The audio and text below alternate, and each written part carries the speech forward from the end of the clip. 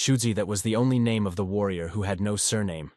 This word was all he possessed in this cruel world, the sole treasure of his miserable existence. But none of the mortals ever honored him with this name. In his childhood years, when he was just a helpless offspring, he was called nothing but trash. When the youth matured, he was nicknamed Weed, and then even a degenerate. Entering the threshold of adulthood, the spearman earned even more sinister names. He was called the Poisonous Snake Spear, and later the Demon with the Spear. The warrior rose to the very pinnacle of combat mastery, crushing absolutely all opponents on his bloody path. At one moment he even received a thunderous title, King of the Spear. The only clothing that covered his wounded body was worn-out rags. His food was only a pitiful portion of potatoes per day. The only refuge that this cursed one could call home remained the battlefield.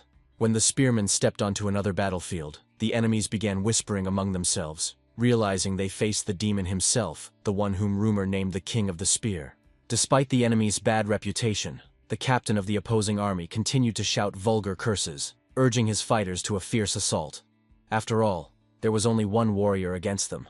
Considering their overwhelming numerical superiority, they would surely be able to wound this upstart, and then completely defeat him. However, the commander who shouted louder than all the others fell first. The hero pierced his head through with one lightning-fast strike. Immediately after such a terrible massacre, the frightened soldiers began throwing their spears at the demon, desperately trying to hit him somehow.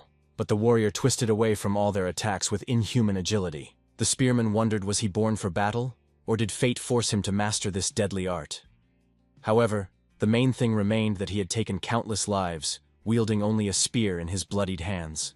Despite the fact that even after this unequal battle the warrior survived, the grievances and discontent of the dead souls continued to whisper in his tormented mind. In the end, the one who was always mocked, called trash, perished, lying on the battlefield. Such was to be his end. However, a certain error of fate occurred, because of which he did not perish into oblivion. Instead of oblivion, the spearman was reborn. And now the trash, who had been mocked all his life, opened his eyes again. At first, the warrior thought he was reborn in the body of some infant. But very soon he noticed a gilded mirror nearby. Looking into it, the young man realized he looked like a teenager about the age when he still worked as a boy running errands. While the spearman was examining his reflection, he heard loud cries and the clanging of metal. A fight broke out. The coachman defended the goods at any cost, so as not to let the robbers carry away a single item. A battle unfolded between the forest bandits and the escort bureau Roaring Tiger. Of course, it was hard for the warrior to believe that he was once again on the battlefield immediately after reincarnation. At that very moment, one of the bandits sneaked up on him. The robber did not understand what a brat like Shuji was doing here after all. The guy did not look like anyone from the guards, so the scoundrel took him for an accomplice. When the bandit came close, the spearman was able to make out the enemy. These scoundrels hid in the forest thicket to rob and kill people. However, from the way the bandit's eyes twitched and his body was tense like a string, the warrior realized most of the bandits were ordinary amateurs. At that moment, the forest scoundrel himself made it clear it did not matter whether the boy was an accomplice or someone from the guards. He was still part of the escort, and therefore had to die. For this, the bandit swung his spear. However, as Shuji predicted, the enemy's movement was too predictable. In the end, the youth easily intercepted the bandit's spear, then pierced the throat of this forest scoundrel with the same spear. Of course, the warrior no longer had those legendary battle feats of the past behind him. However, he still had his deadly martial art. This was more than enough for dealing with such petty scoundrels. Although everyone despised the martial art technique he possessed, and even called it demonic, the spearman had no choice now. In the end, he returned to the past and had to survive. While the young man was pondering this, an archer pounced on him, shooting an arrow at point-blank range. Obviously, the shooter thought he had hit the guy right in the head and prematurely rejoiced. However, to the great shock of the forest bandit, the warrior not only dodged but immediately counterattacked with a spear, piercing him through. Of course, the spearman expected an ambush. But not only forest bandits were capable of it. If you don't make sure the enemy is truly dead, you can easily perish. Shuji himself had narrowly escaped death many times on the battlefield, so he was used to checking everything thoroughly.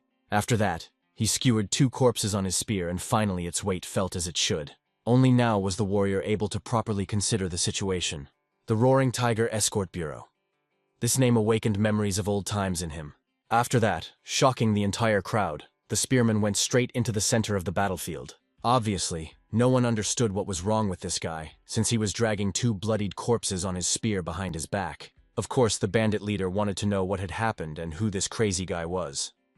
Moving forward, the leader introduced himself to the young man as the leader of the forest robbers. The spearman eagerly awaited the fight, while the enemy intended to wipe the cheeky grin off the boy's face. The leader lunged at the lad.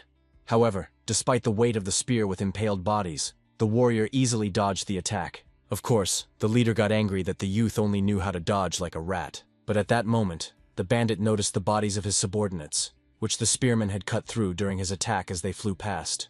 The hero admitted that the leader's physical strength was indeed impressive.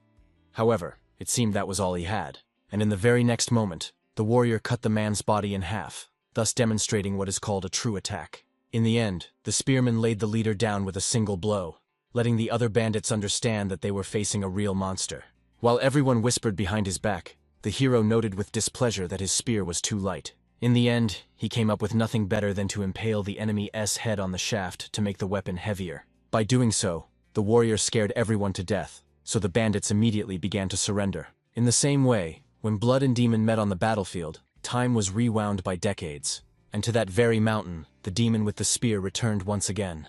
While the hero was scaring off the bandits, the escort bureau was catching and killing them, not allowing anyone to escape. Of course, all the warriors believed that fate favored them. That is why they began to gain the upper hand, and wished to finish the showdown with the robbers as soon as possible. At that moment, another one of the famous bandits burst onto the battlefield, who clearly surpassed all previous opponents in strength. He was pushing aside the knights, not allowing them to kill their friends. The robber realized they simply did not have the power to defeat him. After all, they were on completely different levels of strength. At that moment, the spearman heard the voices of the dead souls, who recognized their former leader, and rejoiced that he had come to protect them. The warrior was not surprised that this guy was the leader of the robber fortress after all. He was head and shoulders above the usual rabble. The hero decided to fulfill the soul's wish and take this man with him, fully absorbing his existence beforehand. While the leader fought with all his might, the souls also called the warrior by his name. When the spearman called the robber, he was extremely outraged, not understanding who dared to address him so disrespectfully. But in the very next moment, he had to urgently block the attack of the young man, who rushed at him with incredible speed. Of course, the frightened man did not understand who this kid was, who possessed such monstrous strength and easily knocked him down. And when the robber saw 3 corpses behind the boy, he considered him a crazy freak, skewering people on his spear. At that moment, the leader heard the screams of souls who could not accept that this man was the only one left alive among them, so the dead were calling him to themselves. Of course, the bandit burst into terrified sobs in horror, realizing that he had apparently encountered the demon itself. He begged the heavens to save him. However, the warrior was not at all interested in his prayers. He killed the man with a single blow. As is known, pronouncing a person's name 3 times meant sending their soul to the underworld. The spearman had not used this ability for a long time, so he even felt a strange sense of nostalgia. He remembered his past. Back then, he was a rookie who was assigned the hardest reconnaissance work. He was told then that if he joined the army, he would not go hungry. However, it seems these bastards deceived him. In the end, the fact that he was now in the army was no different from the period when he was just an ordinary slave. However, unexpectedly, the young man felt something behind his back, as if someone was there, watching him. He did not know what it was. Maybe some predator or even a ghost. But the warrior clearly realized he must not turn around. There was something present there that he was not supposed to see. But Shuji absolutely did not want to die in such a god-forsaken place. Therefore, he swore to himself never to look back under any circumstances. And then a certain voice decided to find out what the boy planned to achieve by clinging so stubbornly to life. His existence was no better than that of a bug. Therefore, this man was extremely curious why the lad was taking such risks. Perhaps, if he had turned around, it would have been his chance to change his miserable fate. The spearman indeed turned around to find out how much he could trust this man's words. Struck by the courage of the hero who asked this question, the stranger decided to learn his name. As soon as the youth named it, the old man asked him again and again, until Shuji pronounced his name 3 times. Immediately after that, the man grabbed him by the neck and lifted him high above the ground. The hero was, of course, amazed that the old man had covered all that distance between them in one breath. He didn't even notice how this man moved. Then the stranger told the boy that if you want to kill someone, you need to say their name 3 times. This man became the hero's teacher. He also endowed him with demonic power. He was the embodiment of evil in the martial arts world. He was called the Bloody Demon. Remembering this, the spearman continued his fierce battle. However, it seemed strange to him that now his mind was clearer than ever. The demonic power that the teacher had given him was incomplete. Seeds of demonic power, rooted in his dantian, were supposed to penetrate the bones and cloud the mind. But now the warrior felt rested. Something had clearly changed. Therefore he closed his eyes and, concentrating, tried to understand what exactly. And finally the young man felt the difference between the current and past acquisition of demonic power in his previous life. The thing was that he had completely forgotten about it. When he went into the army, in childhood, he learned the breathing technique, the flame of the mind. This meant that she allowed him to maintain consciousness and clarity of mind. What incredible luck.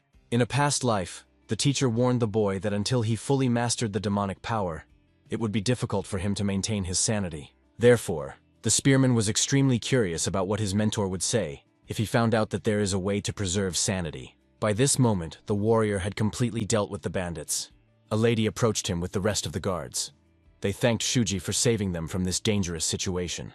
Moreover, the girl was struck by the strength of this young man. He stood at a distance, but his presence felt immense. Moreover, he was destroying the bandits one by one with frightening ease. They could not let such talent slip away. Although the girl did not know why such a gifted person worked as a convoy guard at their bureau, she still dared to ask the warrior to continue providing them with his strength. Obviously, she was shocked when the hero easily, without remorse, refused. Realizing that the girl had nothing more to say to him, he immediately decided to leave. However, she could not allow such a strong man to leave them. If this young man had joined them, from that time all valuable cargo would have been in absolute safety. Therefore, the girl handed him a golden plaque from the Tiger's Pit sect, asking the hero to take it with him. As the boy could already hear, it was the Tiger's Pit sect that headed the Bureau of Punishment Enforcement. It was a prestigious clan based in Anho. If the spearman brought this token, he would be accepted as an honored guest. It was a sincere reward from the woman as a sign of her gratitude for the help. Looking at the plaque, the warrior began to recall what he remembered about the Tiger's Pit sect. According to his memories, it was known for its honest and conscientious activities, but after a few years, they would disappear without a trace, becoming a tragedy for the entire martial arts world. In the end, the hero accepted this plaque from the lady's hands, after which, bowing, she explained that they would return to their transportation duties, and once finished, they would come to greet the warrior within the sect's walls. The boy agreed. However, he also decided to borrow a horse from these people. Of course, the lady did not mind lending the horse, but asked the hero to choose another steed. This one had too wild a temper, so they used it only for carrying loads. However, for some reason, the usually unruly horse easily submitted to the spearman. Moreover, the steed was so frightened that it even wet itself right on the move. The lady was surprised this boy was a real monster, skillfully riding horseback at such a young age. The other guards even joked that the girl fell in love at first sight. This guy was clearly her type, strong, handsome, and the same age as her. Of course, the lady was extremely embarrassed by how the warrior was teasing her. Moreover, he dared to speak like that about their benefactor. She made her fighters understand that she had seen much more than they did. His spear handling technique was special.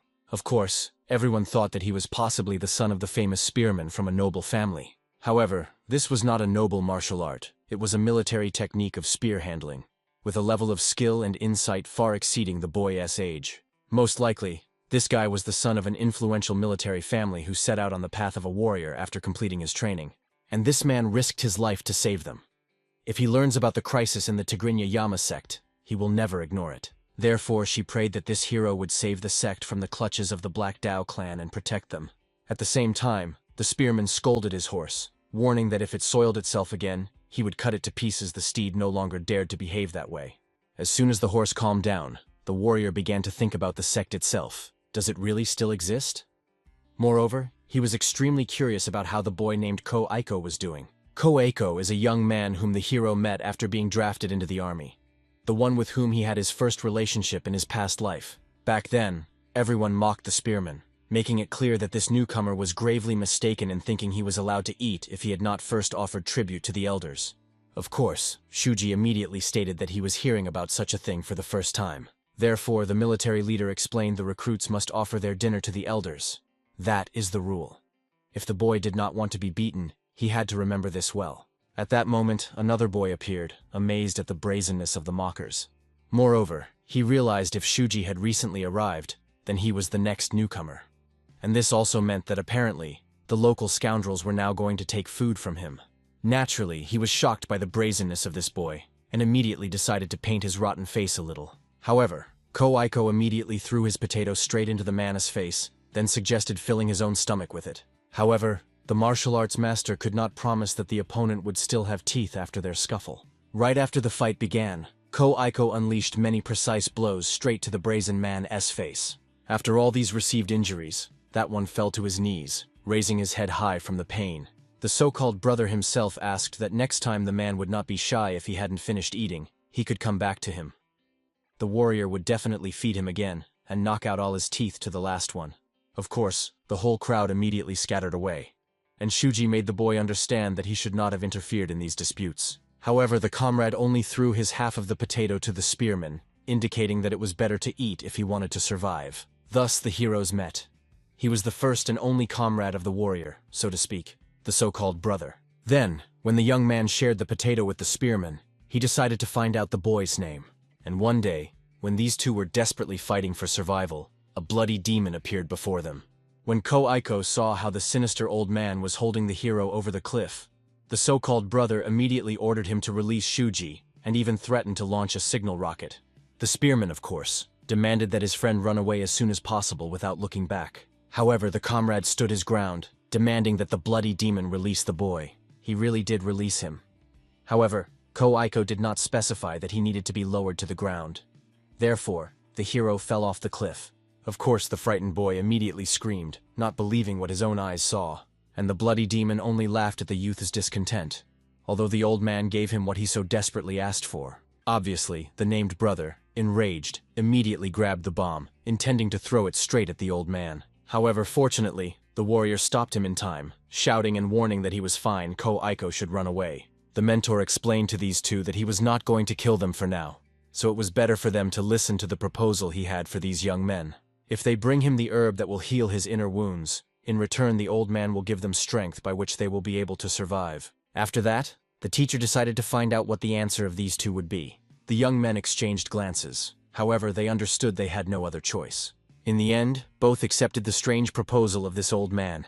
Immediately after that, the mentor left them and returned to the dark cave, amazed at the dignity in the eyes of these two boys. After that, the bloodthirsty demon also revealed that there are creatures known as unbridled demons. These are human souls that were devoured by tigers and fell into demonic decay. These are corrupted souls that become subordinates, sacrificing other souls to raise the spiritual rank of their master.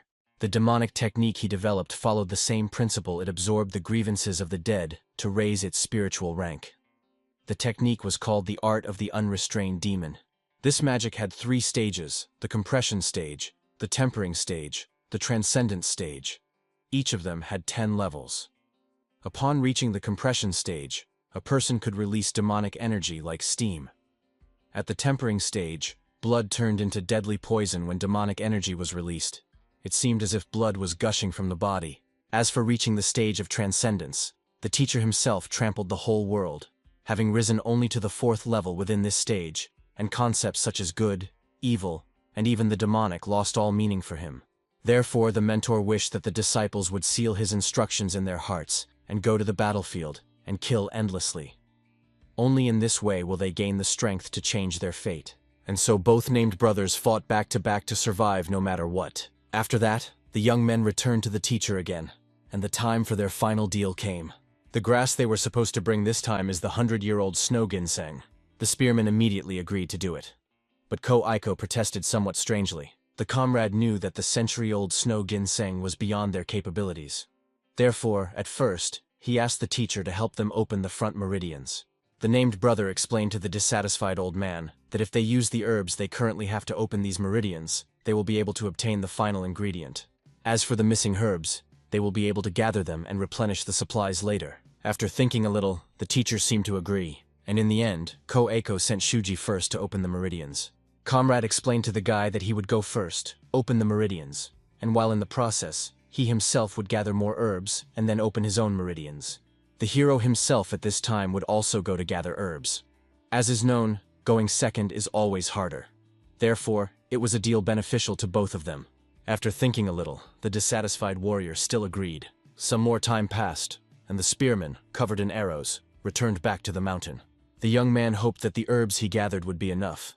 and now everything would be fine with his brother and master. However, when the hero returned, he saw that his teacher already had his head cut off. After that, the warrior noticed his brother, who was sitting behind the dead old man. When the spearman rushed to him, Ko-Aiko had already lost so much blood that he began to fall to the ground. The hero immediately rushed to his comrade, grabbed the named brother in his arms to understand what had happened.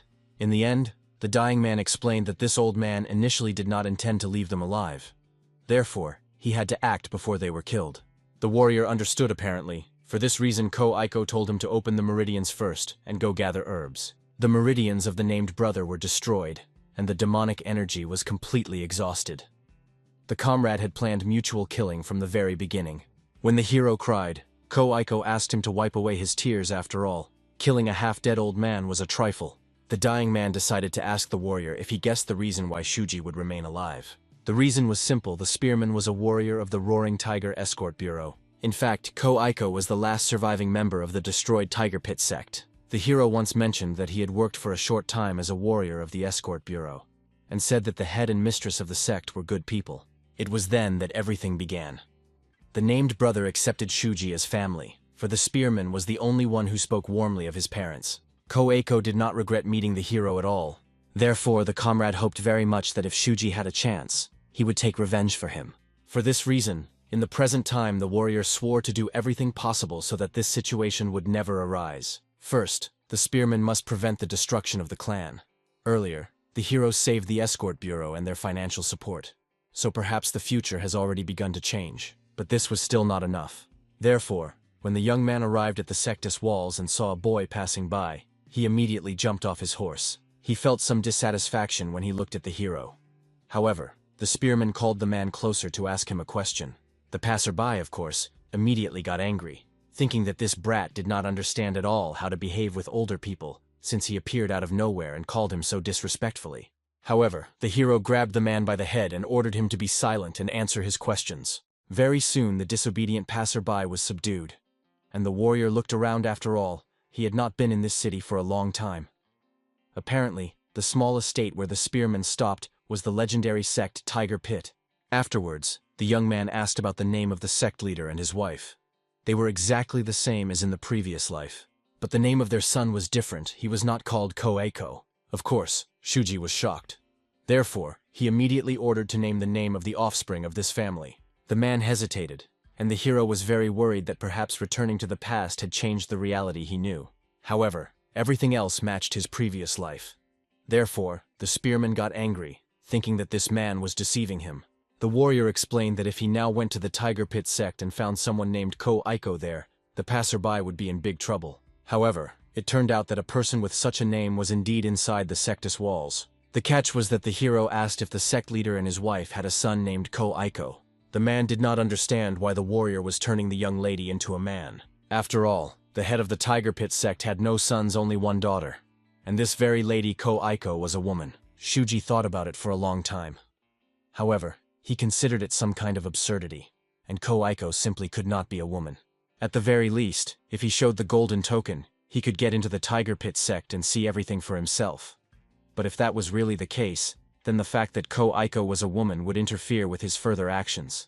That means there must be some other way. At that moment, one of the workers jumped out from behind the gates. Immediately seeing the hero, the worker cursed foully, not understanding how the guy dared to show up at work as if nothing had happened just now. After that, he grabbed the young man by the scruff of the neck and pulled him inside the sect, indignant that all sorts of riffraff were hired for work. After all, the spearman was supposed to have cleaned up the horse manure long ago, but instead, he ran away. Of course, Shuji understood that some misunderstanding had arisen, but in reality, everything was going as well as possible in his case. At that time, the guy introduced himself as the stable manager of the Great Tiger Pit sect, and explained to the hero his job to clean the manure and feed the horses. The overseer believed that this job was the best possible option for a homeless person. All other details the manager had explained to the guy 2 days ago. Obviously, it so happened that the warrior was not here at that moment. He knew nothing. The servant thought that the hero might have a bad memory, which is why the young man contradicted the elders. Or maybe this child was simply foolish. The overseer explained to the spearman once again that those who manage the stables are important people needed by the sect. Moreover, the sect leader took pity on the hero, a homeless child, and took him in. so the boy must make sure to do his job well. The manager kept yelling at Shuji when he looked at the horse that suddenly neighed loudly behind his back. After that, the steed reared up and broke through the stall where it had been standing all this time. Of course, the spearman was surprised, not understanding why the horse suddenly went wild. The warrior didn't even realize where it came from. The others, watching the stubborn horse, understood such a reaction was to be expected from a first-class horse. The young gentleman paid a very high price for this steed, so much gold that one could have bought a mansion. And still, it was not easy to handle this animal. Moreover, the young master was not worried at all that the stable manager was injured because of the horse after all. The heir considered these people no better than dogs. He only decided to give them some feed before leaving to somehow soften the incident. The workers immediately began to lead away the manager, cursing this pervert from the Zhao clan estate, not understanding what he had forgotten here today. The spearman had heard about this guy in his past life. The heir was the instigator of the fall of the Tiger Pit sect in those times. At that moment the young master himself was indignant. His clothes reeked of horse manure. The heir felt he was getting dirty just by being in that stable. So he decided to leave. However, unexpectedly the sect leader appeared, who heard the commotion and clearly did not expect the young master Zhao to show up. For this reason, the stern old man Koganon decided to find out what had brought the young master here. Of course, the young baron immediately hurried to bow in order to greet the leader Koganon, and explained that he had come for only one reason: he wished to visit his future bride. Of course, the old man immediately became angry, because if it was about Ko-Aiko, the head did not remember approving such a marriage. However, the young man was still determined to have the wedding as soon as he turned 16. The heir reminded that their wedding was supposed to take place in a year. This was already being talked about throughout the district. Even the village children had already started singing songs in honor of this celebration. Of course, Koganon immediately realized that he knew it was the young lord who spread this rumor to ruin his daughter's future, and the baron himself just shrugged, considering Koganon a real joker. Considering that their Zhao clan was still inferior to the Tiger S-Claw sect, they would not have gone so far as to marry their daughter. At that moment, when the father was already ready to explode with anger, Lady Ko-Aiko herself appeared. The girl made it clear to the persistent young man if these rumors were really a ridiculous coincidence, then the heir should stop worrying about her. Instead, he should look for another woman. Of course, the young lord immediately made the beauty understand that the rumors surrounding them could be very dangerous. However, the girl saw no point in continuing their conversation. She was not going to marry either this young man or anyone from the Zhao clan. Therefore, she demanded that he leave. The young baron himself was amazed that the lady behaved like a powerful person. Although the Tiger S-Claw sect was almost bankrupt, they were as arrogant as ever. After that, the heir decided to return to the original plans. After all, they had only stopped here on the way to the city. Their visit for today was already over. However, on the way, the retinue continued to discuss that it turned out the lady was even more beautiful than the rumors claimed. For this reason, young Mr. Zhao was enchanted by her beauty. People say that she can captivate an entire nation with her beauty, and that is not even an exaggeration. However, as is known, a beautiful woman who has no power and money is doomed to a tragic fate. The master believed that this girl was too beautiful to be the daughter of the sect Tiger Pit, and she must curse her misfortune of being born here. However, she was extremely lucky that such a depraved man like him set his eyes on her. The heir will help this poor girl. After that, the young gentleman mounted the horse and intended to set off for the city as soon as possible. But, unfortunately, the steed did not move. It simply stood still. Obviously, the assistant also thought that the horse was a little sick. However, at that moment the horse began to foam at the mouth, after which it collapsed to the ground. Of course, no one understood what had happened to the horse. Why did the steed suddenly die? At that very moment the hero held the organs in his hands, which he pulled out using the technique of fox bones. With the art of a fox spearman, he carved out the liver without leaving traces. Therefore, no one will know why the horse suddenly disappeared. And yet the warrior was infuriated by this young lord. Because of him and his clan, those terrible events with the Tiger Pit happened. Once Ko-Aiko said that the fall of the sect was caused by a power struggle in the estate of the Zhao clan. This person was pulling the strings from the shadows. And most likely, the girl suspected it too. It is precisely for this reason that she considered her beauty a curse. Now the hero began to understand why the named brother had burned his face with fire in his past life. The spearman decided not to delay and to avenge his comrade. From this moment the warrior will finally begin to act. The events moved to the province of the city Anho, in the prefecture Naimatsu. The young man walked through the neighborhood where there was constant noise and quarrels of drunkards. Someone was drinking to oblivion. some wife was driving her drunken husband away. And so, among all these houses, the hero reached the store selling agricultural tools. There has been no spearman here for a very long time, since his previous life. When the warrior entered, there was a man sitting on the floor, sipping alcohol. The boy introduced himself. However, obviously the blacksmith did not know anyone by that name. Therefore, he asked the lad to go somewhere else. However, the hero knew perfectly well that the master no longer worked, but still came to him. The warrior wished for him to make a hammer. It needed to be made 17 sun in length, 4 sun in circumference, and the pommel at the top had to be specific.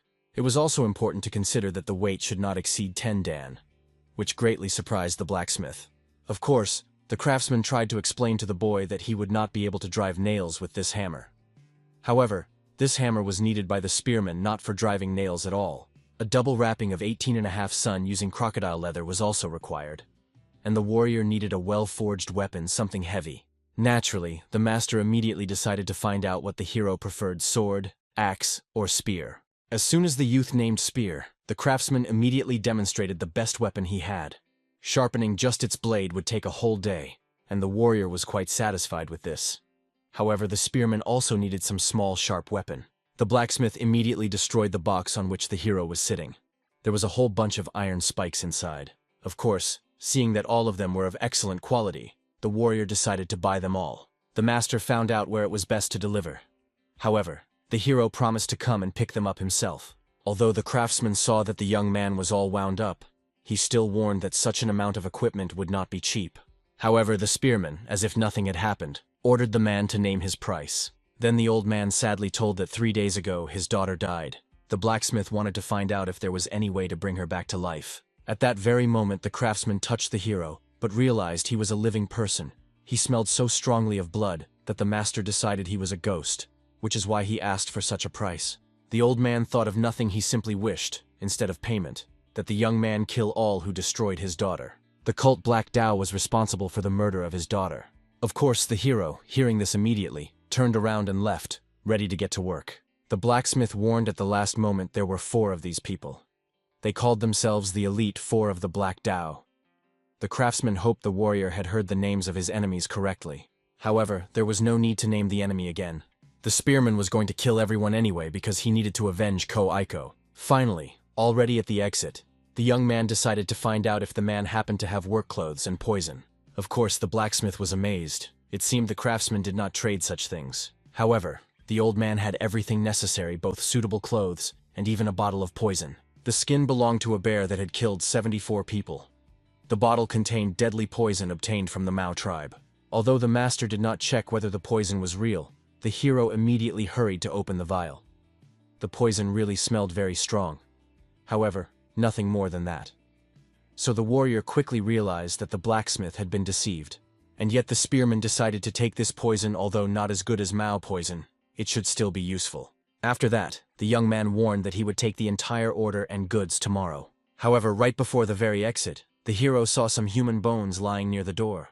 As it turned out, the blacksmith used these bones earlier when killing livestock. The warrior asked the man to lend them to him until the order was ready. After that, calmly taking everything necessary, he went away. The craftsman was convinced this guy was extremely strange, and still could not believe that he was a living person, not a ghost. However, it did not matter.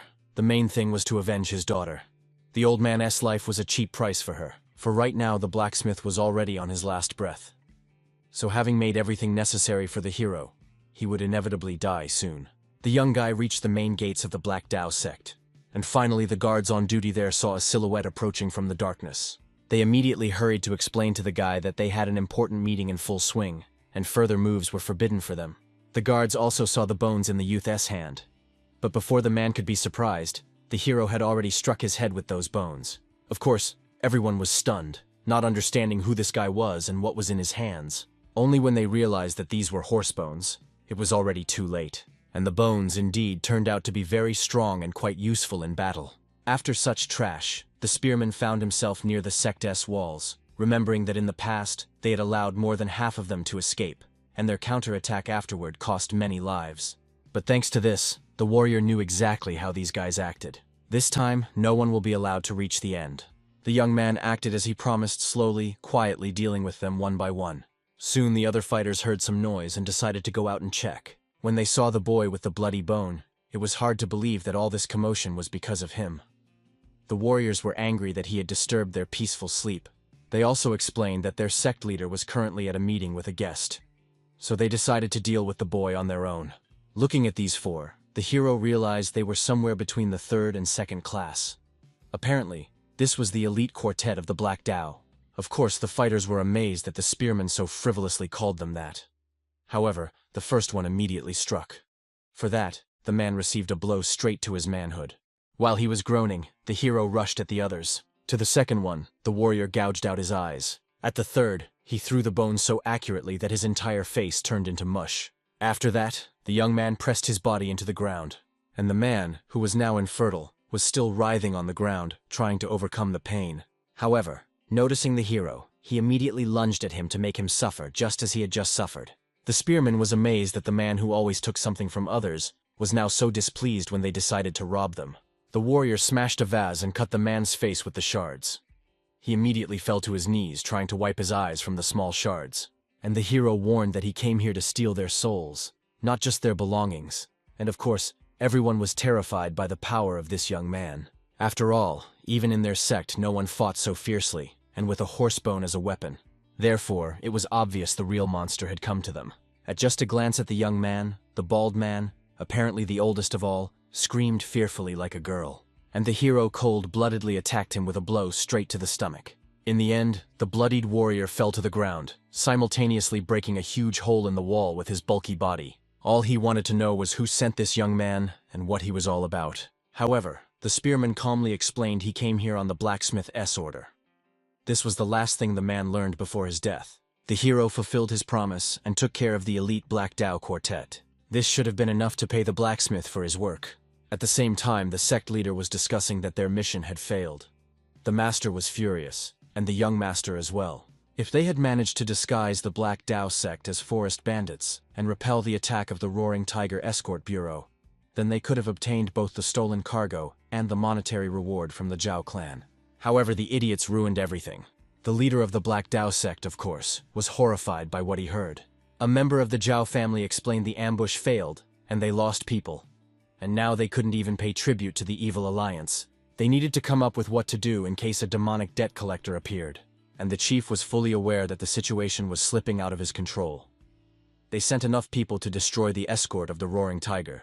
They could not even imagine that instead they would be the ones destroyed. No one returned alive. Therefore, they had no idea what had happened. Swordsman Zhao was convinced it was necessary from the very beginning to send someone from the Elite Four of the Black Dao. However, the leader did not suspect that things would go so far. If they had been told earlier how strong the guards of the Tiger Pit sect were, they would never have gotten involved in this quarrel. The swordsman was shocked that the head of Black Dao was trying to shift all the blame onto them. The scoundrel decided to make it clear if Black Dao screws up one more time, they will all be dead. If the Roaring Tiger Escort Agency does not fail its transportation task, then the Tiger Pit sect will not find itself in a hopeless situation. Then the Master's plan for marriage will not come true, and their brat heir will not calm down until he gets that girl.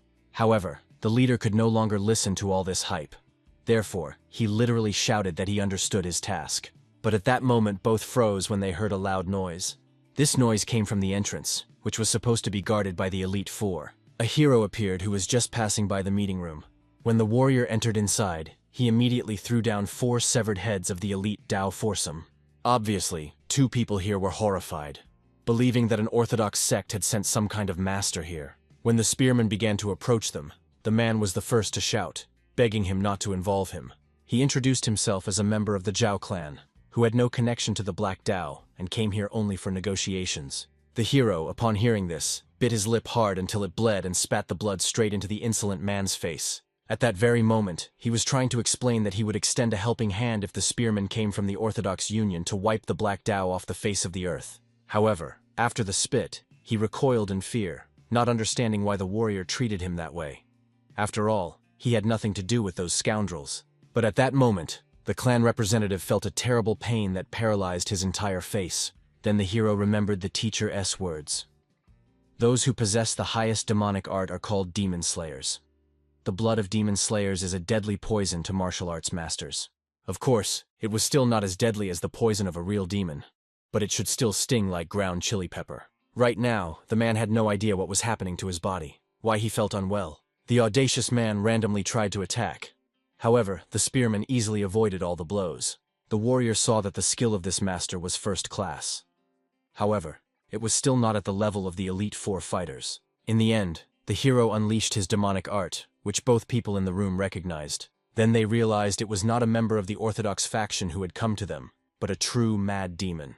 The spearman, as befits a mad demon, attacked the member of the Zhao clan without remorse. As a result, with one blow of brutal force, his head was smashed into real mince. As is known, the demonic path is an art and even a being, a creation that has overcome the ideological and ethical boundary between orthodox and unorthodox sects. They are the embodiment of evil, the only enemy that the entire world of arts must destroy. And one of these monsters has now appeared in the Black Dao sect. Those who use demons are wild beasts. Until they reach a certain level, all they can do is kill. Fortunately, while Shuji was distracted by a guy from the Zhao clan, the leader could slip away and contact the evil alliance. If that doesn't work, then he will have to run to the military alliance. However, the leader did not manage. The hero calmly stopped him, calling the man by name since he knew him well. Of course, the chief was amazed that Shuji was completely sane even after mastering the demonic art. Apparently, at such a young age, he was already a master of the highest level. In addition, it was clear that the spearman fully controlled his demonic energy. Immediately falling to his knees, the man begged the hero to spare him. If he did, the chief was ready for anything. Today was the deadline for paying tribute to the evil alliance. If anything happened, he would lose his head. Then the noble lord could suffer. Shuji, honestly, was amazed by the chief's submission. He was apparently much more informed about demons than one could expect. In the end, the warrior demanded that the man give up his martial arts. If he refused this deal, then he would be killed by the hero. Of course, the leader perfectly understood that giving up his martial arts would be tantamount to death. In the end, he had no choice but to try to deliver a counterattack. The spearman knew very well that the man was nothing more than a coward who only knew how to talk. The leader attacked. However, he only managed to slightly graze the youth's head. Feeling the energy emanating from Shuji, the leader realized he was still not a master of the highest level, just a secondary warrior who dared to deceive him, which was extremely bold on his part. The hero only smirked, amazed at the naivety of this clown. Only his naivety made the spearman's task easier. After all, the warrior still wanted to finish off the Black Dao. At that moment, the leader felt something strange, as if some trick had been played on him with the last strike. Shuji thanked the man because in normal situations it would have been extremely difficult to deal with him. But the man misunderstood everything himself, which greatly simplified the task. At that moment, the leader was already being enveloped by souls wishing for the man to die with them. These were the souls of the Dao Four. Of course, the leader immediately tried to cut them, driving them away from himself. While he was fighting these demons, the hero got an excellent opportunity to attack. The leader quickly realized the hero had sharp and precise movements, like an assassin-s. At the same time, with the composure of a true warrior. These are movements that cannot be predicted. They are made to destroy the enemy in any situation. The spearman was literally like a demon on the battlefield. In the end, the final blow struck the leader right on the chin. The leader was thrown away, and at that moment a pile of papers flew off the table, scattering everywhere. The hero caught one of them and examined it. It said that the leader kidnapped ordinary women and sold them to brothels, then extorted money from them to develop the Black Dao sect to such a scale. The leader even owed debts to the Roaring Tiger Escort Bureau. The chief immediately began to apologize in tears to the mighty warrior for his wrongdoing, swearing that if the hero spared him, he would never do anything bad again.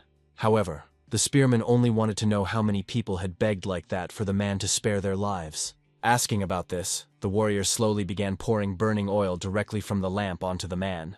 When his clothes caught fire, the man swore he would do anything to somehow atone for his guilt. However, the hero decided only killing could help at least slightly ease the regret of the Roaring Tiger Escort Bureau. When the spearman said this, the leader finally realized Shuji was the cause of all the recent troubles for which he failed to frame the Tiger S Pit clan. In the end, one more soul joined the Hero S collection. The same one calmly, for the last time looking at the burning corpse, prepared to leave. But he understood that this leader, unlike the one from the Zhao clan, really was someone of significance. At that very moment, a whole crowd of warriors gathered behind the door, eager for revenge. When the main hero appeared before them, they were shocked. Could it be that some youth caused this entire bloody massacre? The young man himself, surveying the number of brave ones, realized the night promised to be long and exhausting. In the morning, rumors about what happened to the Black Dao spread throughout the city. The entire sect was wiped off the face of the earth, and their estate turned into ashes. The townspeople rejoiced, believing that these villains received their deserved end. Members of the Tiger S Pit sect were especially happy, for they had suffered greatly at the hands of these scoundrels. As is known, the Black Dao owed a debt to the Tiger S Pit with huge interest, and then their leaders kept appearing in the sect, causing disorder and tyranny. But thanks to what happened, now the debts turned into nothing, and the Tiger S Pit came out ahead. Everyone was incredibly curious who was the warrior that had won the victory. He became the true hero of the entire province. But at that very moment, the stable manager did not forget to scold the novice. Our main hero was resting instead of properly cleaning the horse manure. When the overseer approached the young man, he was seized by rage from the expression on the subordinate's face. It was clear that he had some problems with his instructions. Shuzi, to be honest, was already quite tired of the manager's behavior. The young warrior even intended to show his golden token. However, he reasoned that it was better not to attract attention now before he settled scores with the Zhao clan. At that time, the manager had already begun threatening the young man with his fists, saying that if he did not start obeying him, the conversation would take a completely different turn. But at that very moment, the overseer was sharply distracted, hearing a familiar voice behind his back. It was the very noble lady who had asked the senior comrades to stop bullying the recruit. Of course, the visitor was not very well versed in traditions, but she believed that newcomers deserved certain attention from the veterans. It was Lady Ko Aiko. However, in his mind, our hero perceived her quite differently. The manager apologized to the noble lady but explained that this guy did not obey a single order. However, she saw nothing strange in this. Shuzi was still a child, probably doing this kind of work for the first time, so patience should be shown to him. And when the manager dared to mention that the main character was nothing more than a vagabond, she reminded him with displeasure even a chance brush of sleeves can be fate. Therefore, one should cherish every acquaintance, for life is extremely unpredictable.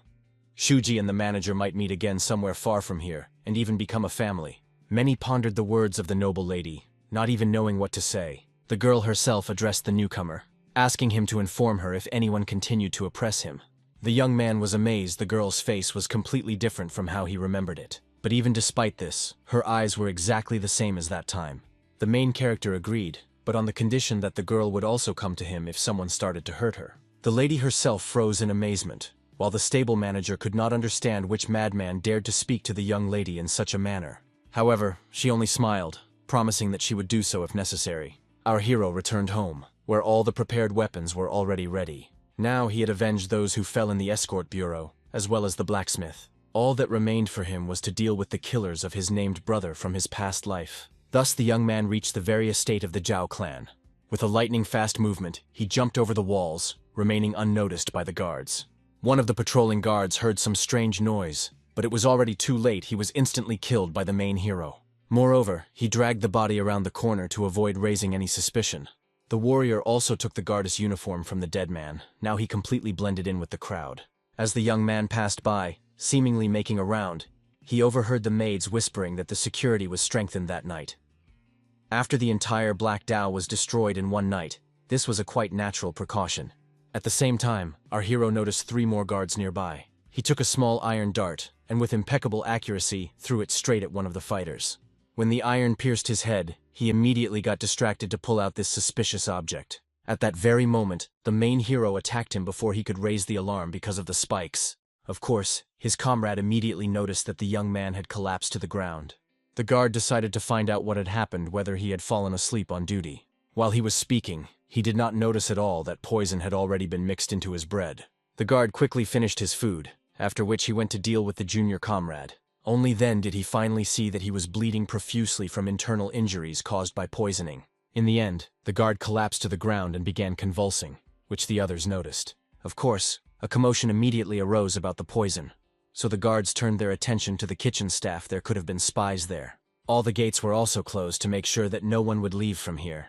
Our hero then inspected his weapon. The blacksmith was still as skilled a master as before, which pleased the young man greatly. Moreover, now that the equipment had been checked, he could make a serious visit. Everything necessary for the Zhao clan to disappear tonight was with him. At that time, the guards were discussing that because of the incident with the Black Dao, they now had to stand guard on every floor without rest. They considered it a useless waste of time, But immediately after these words, our hero burst through the window. The guards immediately took him for a hired assassin, but they hadn't even managed to draw their swords. Just one attack was enough for the main hero to defeat 3. Of course, the others immediately heard the noise and rushed to check. While the young man was climbing upstairs, he encountered another guard who wanted to find out about the guys on duty on the 4th floor. What was that sound just now? Since their master had already gone to sleep, everyone was supposed to keep quiet. The guard asked Shuji to return to his post and told the others to be quieter. However, he noticed that the main hero was wielding a spear, not a sword. By the time he noticed this, it was already too late. Shuji rushed forward and attacked him, piercing his chest. The other 2 guards realized that a hired assassin had come to them. However, our hero easily dealt with them. He skewered one on the spear and used his hammer against the other. After this noise, all the other guards also heard it and immediately rushed at the enemy. They didn't understand how he had slipped through the outer guard and what the others were doing.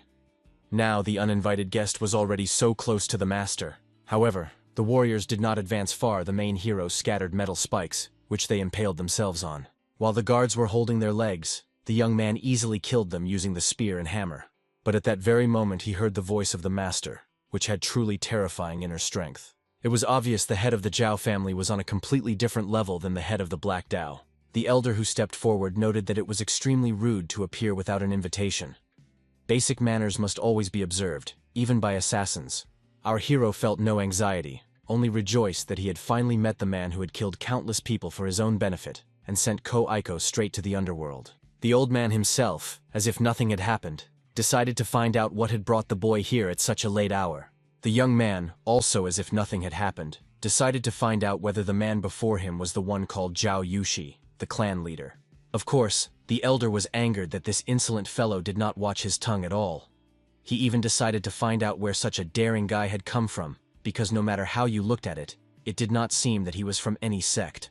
Therefore, the patriarch assumed that perhaps he was from the Valley of Death, the Society of the Way of Excellence, or even the Black Sands. Shuzi, without hiding, introduced himself as a member of the Tiger Pit. Moreover, he noted that the elder's energy flow was very unusual, distorted, and extremely concentrated. Obviously, their duel would be far from easy. The head of the family himself found it hard to believe that the disciple of the leader of the Tiger Pit sect had come to him. He could not imagine that the man had raised a tiger like our hero. Therefore, the elder decided to find out exactly how Shuzi was connected with these people. The young man calmly introduced himself as a guest of their family. Initially, he intended to call himself a warrior servant, but since he actually worked as a groom, he stated that position instead. This caused the leader to emit a contemptuous chuckle. After all, he realized that the main character had come here clearly not without reason. It was no longer important to know whom he belonged to. The boy himself rushed into the tiger's den. The right thing to do was to kill him without unnecessary words. Our hero did not panic, but only slightly smirked, realizing that even surviving an encounter with this man already sounded a bit unreal. In his past life, this elder was peacefully living out his years. Ko-Aiko had to swallow tears, never managing to take revenge with his own hands. But now this life is different, and the young man was not going to miss the chance to avenge his friend right here and now. When their weapons clashed, the old man felt a certain shock. After all, he failed to defeat the boy with a single strike. At one point, he even thought that the boy had used magic. For some reason, the patriarch felt in the young man the inner strength of the Zhao clan as martial art. Our hero only smiled, inviting the elder to find out for himself the reason why he had this strange feeling. In fact, his spiritual title is the 9th level of the compression stage. He was already on par with this old man, a master of the highest class. The decisive factor in this duel will be the gap between a person living a second life and a person living the first. This is the difference in experience. In the end, both warriors began to attack. However, the clan leader was confident despite the main hero's good skills. The young man would never defeat him at this level. And considering that the elder possessed the power of fire, he added problems for the boy. After all, if even one spark hit his eyes, he would be in serious trouble. However, unexpectedly, our hero strengthened his zen to such an extent that these sparks, although hitting his eyes, bounced off harmlessly. Of course, the old man was shocked by this. He couldn't even retreat properly, and the young man struck his throat, piercing it. Looking at the wound on his neck, the patriarch realized the boy was much more terrifying than he had assumed. Fortunately, his head did not fly off from a single blow. However, the elder was also close to slashing the opponent's belly open and spilling his guts out. Shuji could not deny this. The enemy's attacks truly had a large range, and his movements were like those of a battle-hardened veteran. Finding an opportunity for victory was extremely difficult. In the end, the young man tried to distract the man using throwing weapons. The elder was surprised that the main hero even knew how to use these little things. And when he saw a hammer flying toward his head, he realized the boy's persistence was undeniable. Now he really wanted to know who had raised the young man. So if he surrendered now, the elder agreed to make him one of his vassals. Of course, it was a vile proposal the patriarch hid behind these words, while preparing for the next attack. At that moment he went on the offensive, and his movements were so swift that our hero barely managed to defend himself. At some point, the elder still managed to pierce his chest, because the young man stumbled over the corpse of one of the soldiers. The leader was quite surprised that Shutsuji had the courage not even to cry out after such a wound. This guy was completely different from the foolish son of the leader after all. His offspring was bedridden even from a small cut on his finger. For this reason, the elder decided that such a simpleton needed a strong wife. He would do anything to see his grandson's face while alive. The man thought as if he knew how much time he had left to live. At the same time, our hero grabbed the opponent's blade with such force that he could not even pull it out. No matter how strong a grip a person had, holding a sword in such a position was impossible. The elder quickly realized apparently, the guy was doing everything to hold the blade with his own ribcage. This was truly reckless madness. Perhaps the boy even deliberately exposed his weak spot, thus luring him into a trap. Our hero decided to reveal the truth to the elder how many years he had left to live. Immediately after that, he uttered his name for the first time, and the patriarch felt a terrible pressure on his body. His whole body told him he must immediately escape from this feeling of fear. When the boy pronounced his name for the second time, the old man began to fidget to draw his sword and increase the distance. At that very moment, the youth pronounced his name for the last time, and demonic souls stretched their paws toward the patriarch to take the old man with them to the afterlife. In the end, no matter how much he screamed, he was completely absorbed by this demonic illusion, which caused him to drop his sword. And the main character used this opportunity to pierce his heart, driving the blade straight between the ribs. The dying man wanted to know what kind of illusion Shuji used, what this deadly intention was, and how a brat like the youth could possess such an aura. Our hero smiled, looking at the old man who had survived many battles in his life. However, compared to what the main character had endured, it was nothing more than an organized duel, and the young man had gone through a battle to the death among soldiers. Considering the war the youth had fallen into, how brutally he fought to survive everything the old man had lived through was nothing more than childish play. After that, our hero finally finished off the old man, and all the dying man begged for on his last breath was that the hero not kill his son. However, Shuji was fully aware this man was asking for the impossible, and the youth was least of all going to fulfill it. However, this still did not mean that the patriarch would never see the face of his grandson. After the murder, the soul of the elder tore itself from the body and joined one of the souls following the main hero. They were all laughing. Our hero felt a pleasant aroma behind him, and finally the boy saw the pot near which the demonic souls had gathered. There sat, hiding, a young master, whose soul Shuji had come for. He screamed desperately, demanding that someone help him and that the main hero not come closer. However, the young man was not going to spare this person. After all, because of this scoundrel's desire, too many people had to go through the underworld.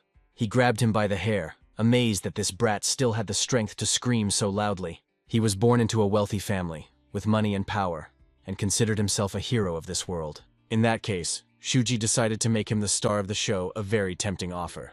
That night, it was the son of the Zhao family who was the main hero. In the end, when the long night ended, posters were posted all over the province. Their content stated that the Orthodox sect had united with the Black Dao sect for unjust gain, and someone had punished them on behalf of the victims. In the end, both organizations were destroyed one after another. A mysterious avenger appeared and killed everyone. Apart from rumors, people understood it was for the best. After all, with such monsters, who even dared to attack all members of the Tiger's pit, it was finally over.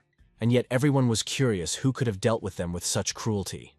After all, none of them were ordinary opponents. The stable manager had already heard tales from a woman who worked as a maid in the Zhao estate. From what became known, the mysterious master pronounced the name of the head of the Zhao family 3 times before sending him to the other world. Of course, everyone was gripped by horror. After all, this valiant warrior turned out to be like a grim reaper with a scythe, who calls the victim's name 3 times before execution. However, the maid recounted when the main hero pronounced the patriarch's name 3 times. He was so frightened that he began to sob. Apparently, he was sent to the underworld by pronouncing the name thrice. Everyone could only hope that no one would come to the tiger's pit with similar intentions. At that very moment, one of the servants raised a commotion so that everyone would greet the guests. At that time, the lady was pondering the mysterious avenger who destroyed everyone from the Black Dao and the Zhao clan estate. Even if they were terrifying people, it turned out to be wrong to rejoice at someone else in misfortune. She was extremely curious who was this avenger. Even if it was a ghost, she was insanely curious why he only did what benefited the tiger's pit. She even thought that perhaps this was the very person about whom the head of the escort wrote in the last message. She revealed that thanks to one warrior, they could not protect the supplies from the attack of forest bandits. She gave him her golden token and advised him to visit Tiger Pit, so she asked to receive him warmly. However, since the letter, not a single guest with a golden tag has come. At that moment the girl, completely absorbed in her thoughts, did not notice where she had arrived. It was truly a beautiful view of the lake, which she admired. After that, she decided to ask the escort how he found out that she had a weakness for lakes, since she could not remember ever mentioning it. Accompanying her was Shutsuji, who calmly said that the lady had somehow mentioned it. While she was guessing when she had time to tell this, our hero was recalling his past life. Every time she was upset and her thoughts were in disorder, she always sat by the lake. After that, the young man also took out the green powder and the tinderbox to ignite it. These were special incense that repelled insects, so they immediately flew away. The girl was extremely surprised, although she liked lakes.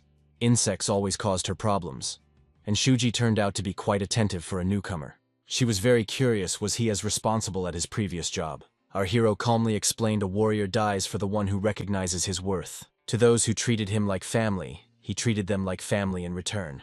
After these words, the lady realized that the young man seemed to have his own reasons for behaving that way. Therefore, she decided not to stick her nose into other people's business. However, she could confidently state as long as he is in the Tiger Pit sect, they are his family. After these words, the main hero immediately shifted his memories to his past life. Then the girl decided to tell the young man why she left him alive. Because he was a warrior of the Roaring Tiger Escort Bureau, and she considered his parents good people. It was precisely from that moment that Shuji began to perceive the girl as family. At that moment, the stable manager ran up to them, distracting them, and reported to the lady that the escort had finally returned. She immediately galloped ahead, explaining that they have a banquet tonight. So she asked the young man to come and take a seat. Our hero smiled, looking into the distance, then calmly fixed his gaze on the lake. Soon evening came, and everyone drank and celebrated for the head of the escort, the heroine of the journey who saved everyone. The leader also raised the cup, asking the warriors to drink and eat as much as their hearts desired.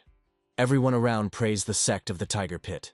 Our hero calmly sat at his desk. The manager and the others did not let him rest peacefully, thinking he fancied himself better than the others because he accompanied the young lady, whereas only the old guard was allowed such a privilege.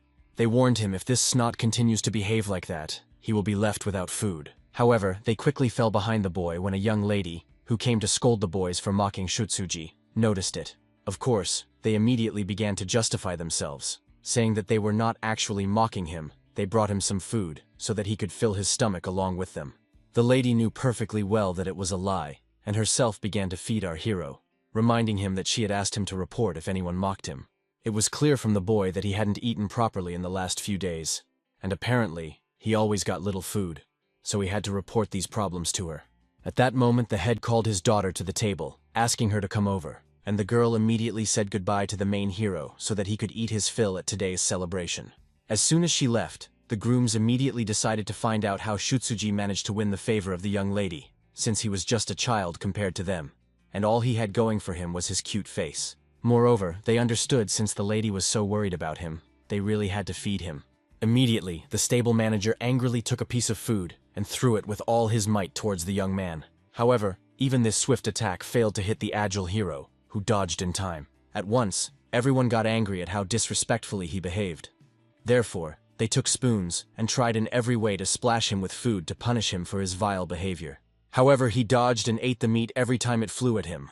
At that time, the head of the family thanked the head of security for the successfully completed journey. Now finally, everyone could rest a little. Moreover, he swore on his honor that he would take full responsibility for the families of those who died during the journey. The girl politely declined all these praises, understanding that she had done nothing more than fulfill her duty. At that moment, the young lady approached to personally offer the lady a drink in gratitude for her successful expedition. Moreover, she decided to inquire about the guest with the golden token who was mentioned in the letter. However, the lady immediately noticed that she had not seen him anywhere. She suspected that he never came to Tiger Pit. And unfortunately, this was true. For if it were otherwise, they would have accepted him as an honored guest. It was not easy for the head of the escort to accept this, but she was not surprised. After all, that young man was like a true avenger with a spear in his hands. Despite his young age, he showed great strength to destroy the bandits of the Green Forest. In fact, everyone already understood that those people were from the Black Dao sect. And although the woman wanted to thank that child once more, unfortunately, she could not. Of course, if she could get such a master as a subordinate, it would greatly strengthen the Tiger Pit, and her assistants would never have to die again. Seeing her anxiety, the young lady immediately began to calm the girl. She had already done a lot for the Tiger Pit sect. Therefore, she suggested now to wash away all her regrets and worries with a drink. Moreover, she pointed out to the girl that thanks to her hard work, many people could now smile. And she truly understood that now her subordinates and she herself were fighting to have such an ordinary peace. However, at that moment she froze when she noticed our hero, who was being constantly harassed by the grooms. She immediately realized this was the very avenger. But Shuji gave her a sign not to reveal that person. At the same time, the young man himself understood the time had not yet come. It was too early to use his golden token, so he needed to keep his mouth shut. By that moment, the grooms were even tired of throwing food at the youth, and breathing heavily, asked him to just stand still. And when even these pleas did not work on him, all three rushed to try to catch him. However, unexpectedly, a man spoke to them, demanding that the three be quieter while he was eating. Of course, all three made it clear this man should be grateful to the kind sect leader who let such a worthless person as him into this celebration. And he definitely had no right to appear. The guest himself was amazed by the audacity of this trio, and even wished to teach them a lesson. However, our hero very quickly stood up to defend these three. Moreover, he made it clear that it was better not to get involved in the conflict. The fighter very quickly realized Shuji had guessed his intentions. And considering the speed of his movements, the young man had a brilliant future. Therefore, as he left, he did not forget to warn the trio that it was better for them to spend the rest of their lives thanking the main hero. After all, they were saved only thanks to his reaction. Of course, the manager believed that all this was a lie and considered this man a real madman. At that moment, this man stepped forward, calling everyone to attention. He thanked everyone for inviting him to such a wonderful banquet. However, unfortunately, he found nothing for himself except cold sake. Therefore, he decided to pour everyone a cup of hot sake. Immediately after that, he placed 2 fingers on the table of the head of the house where his family was feasting. Immediately after that, the table began to heat up, as did all the dishes standing on it. The alcohol began to evaporate rapidly straight from the cups. The warrior very quickly realized that he seemed to have made the drink too hot, because all the wonderful sake evaporated. At that moment, everyone felt the immense power of inner energy. This person was, at the very least, at the peak of strength. Therefore, the head of the house decided to find out who he was. They thought that this man was a monk, but no. He carried a wooden fish with him only because he picked it up on the way here. Since it was late, he still decided to introduce himself before leaving. He was a demonic tax collector and a member of the Unorthodox Alliance, a man once known as the demonic assistant. His name was Gugoryu. Once he was known as one of the demonic twins who freely rampaged in the world of martial arts. After the clash with the evil alliance, the battles with their leader, and eventual defeat, he began working for these people. His main task is to collect debts from organizations that do not pay on time, and if they dare to resist the destruction of the sect. Of course, the chief was afraid that this might be the person to whom the escort chief had given the gold token. However, this was not that man. She had also never met this person before.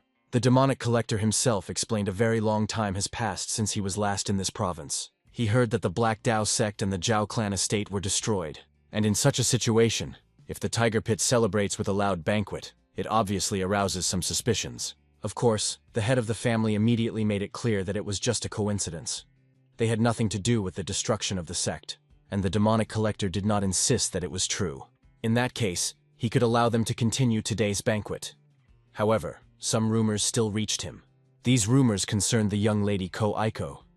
She turned out to be even more beautiful than he had heard. He heard that the Zhao clan was so blinded by her beauty that it even led to their downfall. In principle, considering her beauty, it was not surprising that an entire sect fell because of her. She was terrifyingly beautiful. He decided to find out from the girl, what does she think happens to those who are born powerless with such beauty? Such a person will be forced to endure undeserved humiliation. and he proved it when he spat directly in the lady's face. Of course, the head immediately drew his sword, as did the escort leader, not understanding how this man dared to express such insolence. If he came to start a fight, then he was very mistaken if he expected them to just stand and watch. Gugoryu easily made the leader understand that someone like him could never defeat one of the demonic twins. However, the leader did not expect to win, but he could not stand aside when his daughter had just been insulted. He ordered the scoundrel to leave so as not to involve innocent people in the fight. However, the latter was not going to leave. Instead, he suggested settling everything here and now, forever. Of course, realizing what the consequences would be, Ko Aiko immediately asked her father to put away his sword. After that, she calmly wiped off the spit and, pouring alcohol for the guest, thanked him for teaching her something important. Of course, the man was surprised after he spat in her face. She was still pouring him a drink? She was very pathetic for the daughter of a warrior clan. However, in reality, the girl endured this humiliation not to grovel before him. The warrior had reached the pinnacle of mastery, was a true elder in the world of martial arts. She, as a junior warrior, was simply showing him her respect. However, Gugoryu found it ironic that despite being a great warrior with immense strength, all he did was humiliate a weak girl. Of course, Ko Aiko immediately understood that the man was trying to misinterpret her words. Therefore, she repeated again that she had expressed her sincere feelings. After that, bowing, she asked him to accept the cup of poured alcohol. In the end, the man laughed out loud but still drank the alcohol poured for him. After that, he apologized for his earlier rude behavior and asked the sect leader to sheath his sword. He even hinted that he was doing this to save the man's reputation, so it was better for him to heed his advice. Under his daughter's sad gaze, the leader had to agree and hide the sword in its sheath. Only then did the man leave calmly, realizing that the leader had raised a brilliantly clever girl. If he were 50 years younger, he might also want to make this girl his own. Before leaving, he remembered that he had forgotten something important. Since the Black Dao sect was destroyed, he could not collect the due tribute, but returning empty-handed would damage his reputation. As is known, he did not care who crushed the Black Dao or the Zhao clan estate. All he needed was to bring the required amount of money. A minute ago, Gugoryu had already done the leader a favor and saved his reputation, so now the leader would have to help him. Of course, the leader immediately understood this man was trying to collect tribute from various clans that belonged to orthodox sects. The audacious man himself preferred to call it not tribute, but compensation. Therefore, the leader was curious, had the man already visited the Namjun clan? Obviously, he would not even dare to go there. Because if he went to the Namjun clan, not only would he not get money, he would be killed there immediately. Still, he came because he had heard that Tiger's Pit had earned a lot of money during its last order. Therefore, Gugoryu suggested to Koganan to consider this payment as money in condolence to the poor souls of the fallen Black Dao sect. Of course, the old man asked that Gugoryu give him some time to think. However, without much thought, he immediately launched a preemptive attack. He made it clear time was precious to everyone. If the patriarch wanted to live, he should immediately pay the required amount. Kojanan himself was in extreme confusion, realizing if he angered the demonic assistant, the tiger pit would be wiped off the face of the earth that very night. And even if he called for help from the Namjun clan, there was no guarantee they would respond to his pleas. In the end, all he could do was fulfill the conditions of this scoundrel. A huge pile of gold and silver instantly appeared on the table. Since the elder had given Gugoryu all his wealth, he demanded that he not dare to touch a single member of his sect. Gugoryu, examining the ingots, reminded that he was not some kind of monster and valued agreements. However, he was shocked that Koganan now had such a deadly intention. From all this wealth, he also took one gold ingot and threw it toward Lady Ko Aiko. He asked that the girl accept this money as an apology for humiliating her earlier. After that, waiting until the lady bowed, he decided to leave. He also noted that there was no need to see him off tonight. The moon shone brightly, and he would easily find his way home. In the deep night, after the feast ended, the stableman discussed that the bastard was so powerful that he could single-handedly kill everyone at the banquet. It was pleasing that they managed to resolve this problem with money for death was the most terrible prospect. At that moment, a breathless steward also ran to the stableman, who was looking for someone. When they saw he had a whole pile of meat, they were glad since the banquet was ruined. They thought they would not be able to have dinner. However, the master took care of them. However, the dishes were not prepared for these two at all. He was searching for where Shuji was now. He remembered the words of that warrior who said he needed to be grateful to our hero for the rest of his life. And now he began to realize the power of Gugoryu, that he was not some madman. Our hero had already gone out on another hunt with his spear. When the unsuspecting man stepped onto the bridge, he immediately felt the aura of a killer coming from afar. At first, he took him for some kind of monster. However, he quickly realized it was just a man. Moreover, he recognized him as the stableman who had interested him earlier at the banquet. Gugoryu was curious, why does the young man pursue him? Was the reason that he dared to insult his beloved? He also made it clear to the main character that if he came to avenge his beloved woman, it was not the best idea. Of course, he humiliated her, looking her in the face, but she did not fall for this bait. In other words, his insult was in vain, so there was no reason for them to sue. However, the young man was angry that this person was unenthusiastically imitating monks. Moreover, he was annoyed that he was talking a lot of nonsense.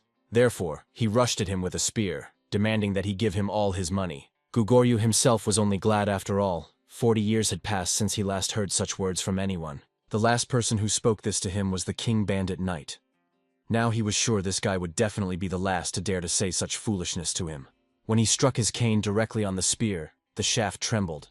However, even from the deferred force, it did not break. For this reason, the man became interested in this spear. He decided to find out its name. When he learned that it had no name, it even caused him some regret, because the spear was really excellent, resembling a family heirloom. After that, he revealed his weapon. It was once also a spear, but after the blade broke, he used it as a club. Nevertheless, it was forged from black iron, so it was quite durable, though somewhat heavy, but that was the only drawback. If the blade had remained intact, it would have been called the spear demon, not the club demon. However, unexpectedly, right while the man was speaking, the bridge began to sway violently. Our hero grabbed the ropes and started jumping on it. At the same time, he explained to the insolent man that no matter how strong his weapon was, it was still a spear without a blade, like a lone wolf that had lost its fangs. Just like Gugoryu now. Saying this, the young man attacked.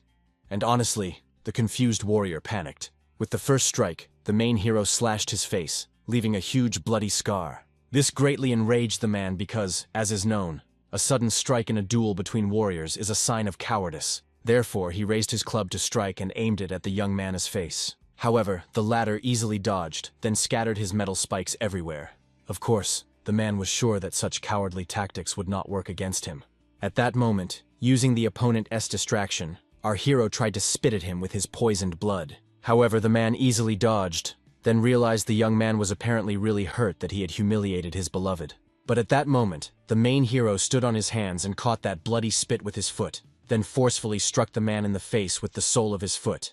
He immediately realized that the spits of this boy burn, so he even considered him some kind of poison master from a dark family. Moreover, the visibility was currently hindered due to fog and the effect of a strong poison. In the end, all he could do was just strike at random until he regained some composure and felt better. Gugoryu was convinced that he had underestimated the tiger pit. He did not think that a simple groom among them could be so strong.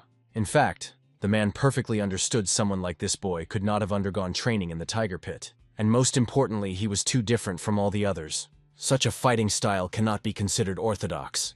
The movements disregard the rules of decency, and the whole body of this person itself is a deadly weapon. However, Gugoryu did not care who Shuzi was a demon, or from which underworld he came out. Therefore, he ordered the boy to attack, for he was ready to send him back to hell with his own hands. At that moment, our hero intercepted his spear and made it clear that the enemy talked too much, after which the two collided with their deadly auras. In the end, with the very first strike, Shutsuji managed to cut off his enemy's arm, causing the bloodied flesh to rapidly fall from the bridge. However, at the same time, although it cost him dearly, the opponent managed to pierce the young man's body using his club. Therefore, he was confident that he had achieved victory. People usually died when he plunged his weapon into them, leaving a huge hole in their chest. But the enemy still could not believe that he had paid such a huge price for this victory. It was surprising that some brat could pose such a threat to him. He especially noticed that Shutsuji strongly resembled a representative of the demonic path. At that moment, the man felt that the internal damage to his body was extremely serious. This youngster really turned out to be quite strong. Therefore, the man could not leave him alive and decided to finish him off here and now. However, at that moment he felt a terrifying demonic energy. The young man's wounds began to gradually close. Frightened, Gugoryu immediately screamed, not understanding what the main character was, what made him stand on his feet. Was it money, pride, fighting spirit, or love? What was the reason? What drove him? However, the reason our hero was still fighting death was fear. He decided to ask the man if he knew where people go when they die. Shutzi knew perfectly well, because the demons that pursued him always dragged him into the abyss. Therefore, as a man who knows where he will end up, he simply could not afford to die. Gugoryu, to be honest, was amazed, realizing that Shutzi rose out of fear of death. It was astonishing. What did he see there? Of course one could die of curiosity, but for that Gugoryu was not going to give up his own life. Moreover, he did not want to die here. He would rather peacefully pass away in his bed, a feeble old man. In the end, the duel continued, and in the battle the young man managed to cut off 2 fingers of his opponent. Furthermore, when the opponent was already confident of victory, the main character threw his darts straight from his mouth at him. Of course, the panicked man had no idea what the young man had just used, and the young man simply bit the metal in his mouth, soaking it with blood, and warned the man that today he would definitely die. After that, our hero continued to fight. Despite receiving mortal wounds, he still attacked the opponent quite vigorously. Therefore, obviously the man called the young man the real devil incarnate. After that, he threw his club, and it seemed as if it had knocked off half of the hero's head. The man, however, continued to laugh with joy, realizing that he had indeed managed to achieve victory. Therefore, he ordered the young man to continue lying down like a good boy, until he finished him off with the final blow. However, despite the number of injuries, the main hero still had the strength to move, although the man was sure he had definitely knocked his head off. But at that moment, the young man destroyed the bridge on which they were fighting. Then Gugoryu realized Shutsuji simultaneously took his blows, and at the same time deflected the attack with his spear. It became clear the young man was ready to die and wanted to take him down with him. But the man could not allow the boy to win. He tried to escape from the collapsing bridge, not suspecting that our hero had already sent his demons after him. When they approached his back, he immediately felt their presence. He realized that the young man was still alive. But even if so, in such a state, he could not emit such energy. Therefore, frightened, he decided to turn around at the last moment to understand what was happening with the guy. At that moment, the main hero was literally flying into the abyss and used the spearhead tied to a rope, grabbing onto the man. In the end, he pierced his head with this weapon, leaving a hole there. Then Gugoryu was convinced it was not for nothing that when he first saw the young man here, he took him for a monster. Even monster was a mild description for him. He was literally the god of death. In the end, our hero, using that very rope, held himself directly above the cliff. He perfectly understood that his whole body was broken, his head was smashed, his insides torn, even his leg was broken. But he understood that if he did not die, he would definitely be able to recover. And all thanks to the blood-bound cursed demonic art. He remembered the teacher's words. He said the only reason he could continue to take revenge, even when his body was mutilated, was the incredible healing power of the higher demonic arts. Thanks to them, our hero also stayed alive. Only for this should he be grateful. However, at that moment the rain intensified, and a lightning strike shot directly at the corpse that was chained to the rock. At that moment, the body caught fire, and the corpse along with the rock fragments began flying directly towards the young man. And to be honest, he was a bit shocked. It seemed to him that this corpse even decided to joke with him in this way, dragging him along after death. In the end, the main character fell straight down from the cliff and was buried by earth. The demons of the people he had killed continued to curse him so that he would die and rot alive in this grave. At that moment, the demon of the staff materialized right at his feet and rushed straight towards the young man. The young man himself began to pronounce its name, and it was exactly the 3rd time he said it just before the demon was about to strike. As a result, he became part of the entities that constantly haunted our hero. When the boy absorbed this demon, he also managed to acquire a power that allowed him to heal a little. For this reason, he quickly realized that the enemy had become a cursed spirit who had reached the peak of his power. His submission would surely take a lot of time. However, he would become the very food that would allow him to rise from the compression stage to the remain stage. Therefore, our hero decided to calmly return home, completely forgetting that his leg was broken. Obviously, upon returning home, the first thing to do was to take care of healing his body, since opening the meridians could be postponed for now. Moreover, unfortunately, his broken spear was already worthless. It could not even serve him as a cane. But at that moment he glanced at the corpse of Gugori covered with stones. He raised the club that he had used. It really was quite heavy. If it had been a full-fledged spear, he would surely have died after the very first attack.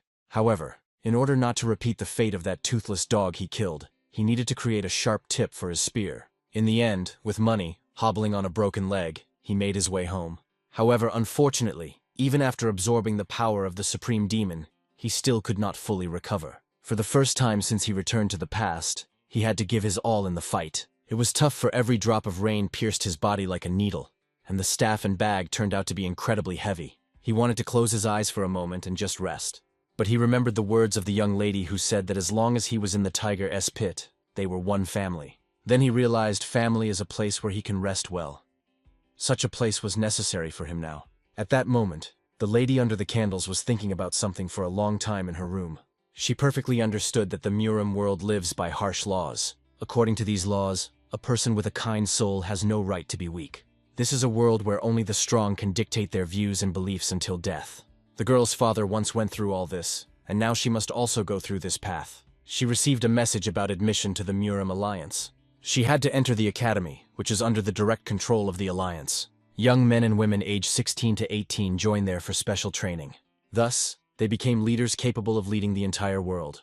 In fact, she secretly submitted documents to take the exam and passed it successfully. She wanted to graduate from the academy, and using her experience, elevate the name of their family. But there is one nuance: a damn high tuition fee. If she had the money stolen by Gugoryu, she could afford the payment. But the lady tried not to be sad, because as long as the people from the Tiger Pit sect were saved, money did not matter.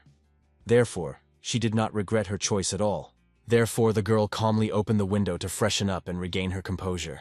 She had just gone out to ride her horse a little when a downpour started.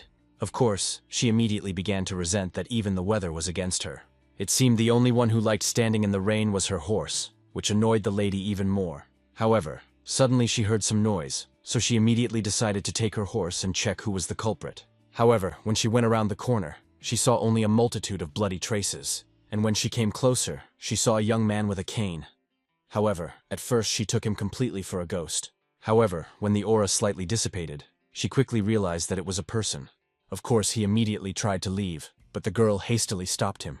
She threw him some ointment for wounds. Although she understood that it was not the most expensive remedy, it could help this young man. Of course, she did not know who this person was or what had happened to him. She had already carelessly interfered in his affairs. The lady simply could not watch someone suffering right before her eyes. Therefore, she asked him to take this ointment, and if it was not needed, to just throw it away and leave. However, the young man smiled and still accepted this gift. After that, remaining in the shadows, he threw away the blood-stained bag of money. He asked the girl to take him, after which, without explaining anything, he immediately left. Meanwhile, the lady continued to torment herself with guesses about the contents of the mysterious bag. Assessing the impressive size of the bundle and catching the sinister scent of fresh blood, the woman horrifiedly guessed that inside lay someone's severed head. However, when the mistress finally dared to unfold the blood-stained cloth, before her astonished eyes appeared something completely different: the treasures of the Tiger Pit sect. These were the very riches that Gugoryu once stole. The girl instantly realized the true state of affairs. Without hesitating for a second, the young lady rushed after the bleeding young man, eager to find out how such a huge fortune ended up in his hands. Alas, when the alarmed lady turned the corner, only a huge bloody stain spreading across the stone floor appeared before her eyes. The wounded seemed to have dissolved into the night darkness. Now the mistress had nothing left to do but guess the true identity of the mysterious young man. Only at that moment did the noble maiden realize why the stranger's step was so lonely, imbued with inexpressible suffering. That same night, the main hero hurriedly sneaked into the stables of the estate. Barely crossing the threshold, the warrior felt someone's presence in the darkness. Grabbing a heavy hammer, the exhausted young man prepared for battle. He did not expect uninvited guests at such a late hour. However, a familiar silhouette of the steward emerged from the shadows. Shuji had absolutely no time for empty games with this man. However, the steward immediately fell prostrate before his savior, offering thanks for the life granted. The devoted servant explained that he had brought a generous portion of meat and rice cakes so that the warrior could properly satiate himself and regain strength. After which the steward began to examine the battered body of the hero with fear. The loyal assistant believed that enemies had attacked the young man and fervently swore to avenge the insult inflicted. However, instead of revenge, Shuji asked for something else to gather rare ingredients for him. The warrior needed aconite root, dragon-s blood, persimmon petals, fenugreek seeds, ice seed, long pepper, and longan root. The steward hurriedly began to write down all the components on a sheet of parchment. The confused man had no idea where to find such exotic ingredients. Then the main hero directed him to Master Gu, a woman from the escort bureau. All the necessary items could be obtained from her. Of course, the steward was seriously frightened, not understanding how he could go to her and ask for help. But the warrior assured the devoted servant, just mention the name Shuji, and they will surely understand everything. The steward immediately decided that the wounded young man was mocking him, and almost gave the hero a beating for such insolence. However, in the end, the loyal assistant calmed down after all. Shuji was his savior. The steward agreed to go in search of the required components. The warrior additionally explained the most important detail when the servant appears before her. He must say that he has come on behalf of Shu. The steward only nodded in response, although he felt uncertain. As soon as the servant disappeared into the darkness of the night, the main character immediately began cultivating his internal energy. At the moment, the level of his spear demon had reached the 10th stage of the bone armor. After that, grand demonic gates materialized before the exhausted warrior. To fling them wide open, the young man had to break through the immune meridian, and, having absorbed the precious blood, refill it again with the help of a spiritual elixir. This path held deadly danger. However, all cultivation points fully opened during the fierce battle with the staff demon. Perhaps the warrior absorbed an excessive amount of blood, and the usual elixir would now be insufficient for the breakthrough. In that case, the main character could fully replace the missing fluid with the soul of the demon itself. The young man began to attract the ghostly entity to himself. The soul desperately resisted, continuously trying to break free from invisible shackles. However, the warrior managed to absorb it completely. And soon, the exhausted fighter fully immersed himself in deep meditation. At that very moment, a breathless manager rushed to the stable, dragging behind him a heavy bag with all the necessary items. When the loyal servant appeared before the lady from the escort, she, barely hearing the hero's name, immediately decided to provide assistance. Upon learning that help was only needed with herbs, she handed over all the rarest ingredients without unnecessary questions. Now the stunned steward had accumulated an incredible number of questions regarding Shuji's true identity. The main hero, having taken the precious bag, strictly ordered the steward to ensure that no one dared to enter him until he himself came out.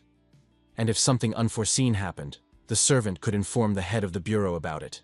After which the massive doors slammed shut, and the warrior fully immersed himself in a meditative trance. When a cultivator overcomes the cranial meridian before reaching the dual principles, no one can determine whether it is battle magic or not. Of course, except for the very founder of the demon spear path. Shuji was seized by curiosity. What is his mentor doing now? Perhaps the Muram Alliance or some powerful sect is pursuing the teacher. Or maybe the master still serves as a god general in the cult of the heavenly demon. Or perhaps the legendary warrior was looking for disciples like those Shuji and Ko-Eiko once were. Immersed in hallucinations from the past, the young man began confidently walking toward the phantom gates, ignoring everything around. When the main hero was about to open them, the warrior saw a barely discernible silhouette of Ko-Eiko behind his back. The ghost instantly understood that the hero had decided to leave, and therefore wished the young man good luck on his journey. Shuji accepted the potato from his ghostly hands and smiled at his brother one last time. The warrior awoke from the trance, finding himself on a haystack. The exhausted fighter felt significantly better, and moreover guessed the steward was still standing guard outside. However, when the young man stepped out of the stable, he saw that the servant was fast asleep by the door, leaning on his own shoulder. Ignoring the sleeping assistant, the main character walked away. After all, the warrior had finally reached the highest level, the Gate of Yuna. By this time, the fighter had completed his revenge on the Black Dao. Now the third target after the head of the Zhou clan was the cowards from Anshan province. And after that the peak of the 5 great families, the Namjin clan. Looking over the night city from the height, the young man had already planned where he would go next time. At that very moment, the head of the family was telling his wife that the powerful Namjun clan had sent them an invitation. This year, the influential family was holding their grand annual banquet. The wife was surprised. Why did the noble clan invite the orthodox sects, especially their insignificant family? Ko Ganan reminded the noble lady that a representative of the Zhou clan from Hen province had gone missing under mysterious circumstances. Therefore, their family would become a worthy replacement for the fallen. The woman understood, although they were not guilty of anything, they would definitely not be welcomed with open arms at the celebration of the powerful of the world. The head of the family knew this well. After all, in Muram only the voice of absolute power is heard. If a person is weak, he has no chance at respect. Such a person will suffer, even if it is outrageously unfair. Moreover, before the Namjun clan, they were just a worthless sect, a small fish. The woman asked her husband not to worry needlessly and shared the latest news. The daughter of the Namjun clan, who had applied to the prestigious academy, was accepted. It was about the legendary blooming sword. Moreover, among the noble ladies, there were rumors that the true purpose of the lavish banquet was to present their precious daughter to high society, to show her to the public, and rightfully boast of such a talented offspring. The head of the family was all for such an arrangement, as it could save him from a whole day of painfully listening to the boasting of that pompous man. However, the old man also understood their own daughter was no worse than the girl from Namjoon. The girl was equal to her in divine appearance, incredible talent, and noble character.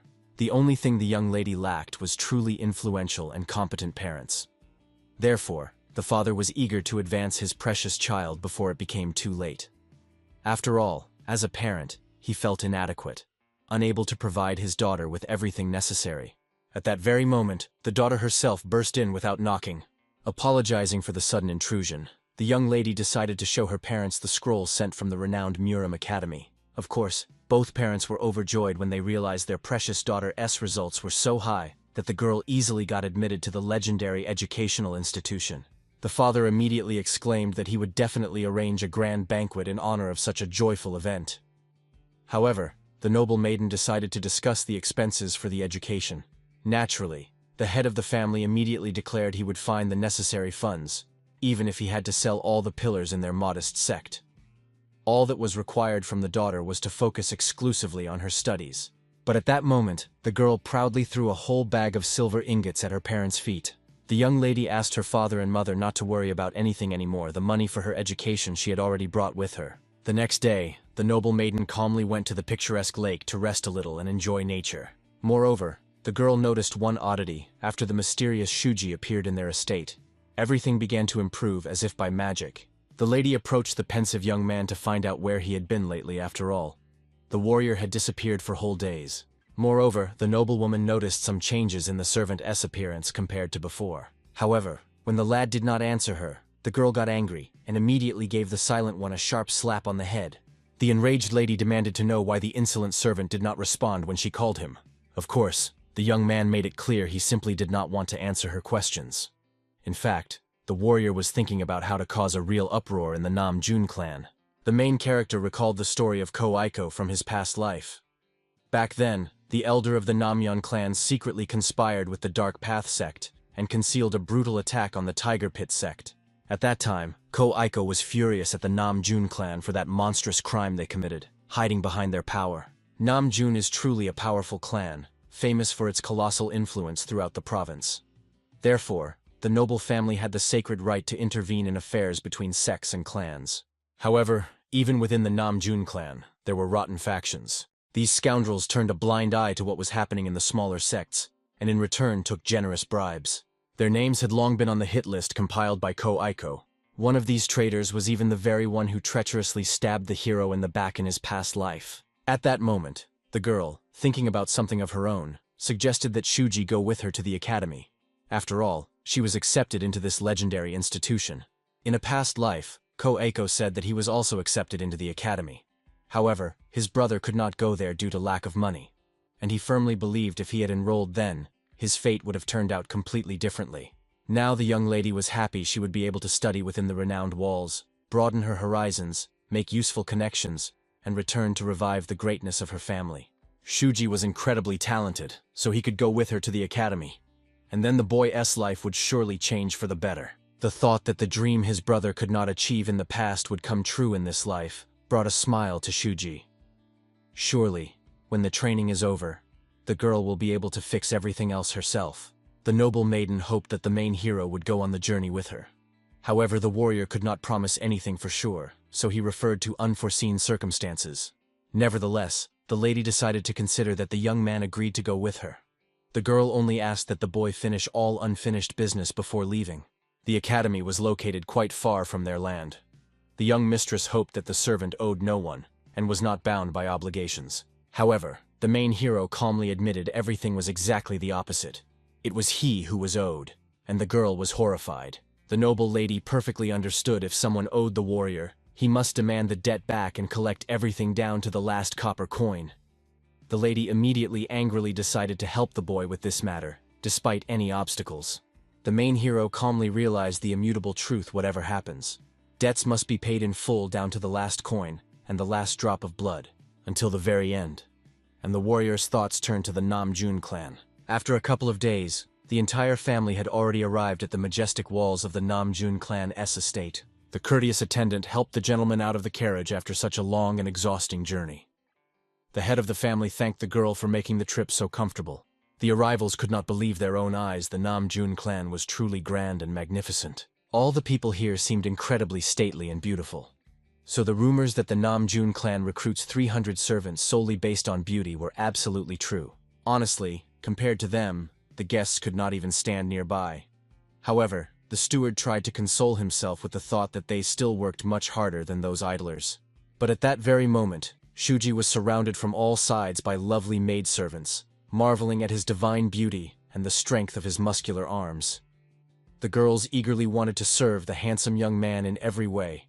Of course, the lady immediately became angry at this scoundrel, who seemed to have completely forgotten they had come here to their savior. At that moment, the guests noticed that the main character glanced at them briefly, then seemed to dissolve into thin air, disappearing beyond the gates. The warrior instantly moved to the steward and asked him to handle all these troublesome disputes, then swiftly rushed away. The maidservants immediately pestered the steward with endless questions. Did he know the mysterious Shuji? Where had such a handsome young man gone? However, the steward tried in every way to pose as a macho to attract the attention of the lovely ladies to himself. Alas, the girls felt extreme disgust and reproached the self-satisfied man for literally spoiling the view and mood with his presence. At that time, the main character was watching the quarrels between the clan's servants. The stern mentor urged the servants to hurry up, for the time of the most important ceremony was about to come. At that very moment, one of the young men suddenly fell, rolling on the ground. When the instructor saw what an expensive item the boy had almost damaged with his fall, the man got seriously angry. The fierce mentor began to brutally beat the unlucky youth, reminding him, even if you send this loser to the meat grinder, that precious thing will be worth more than his miserable life.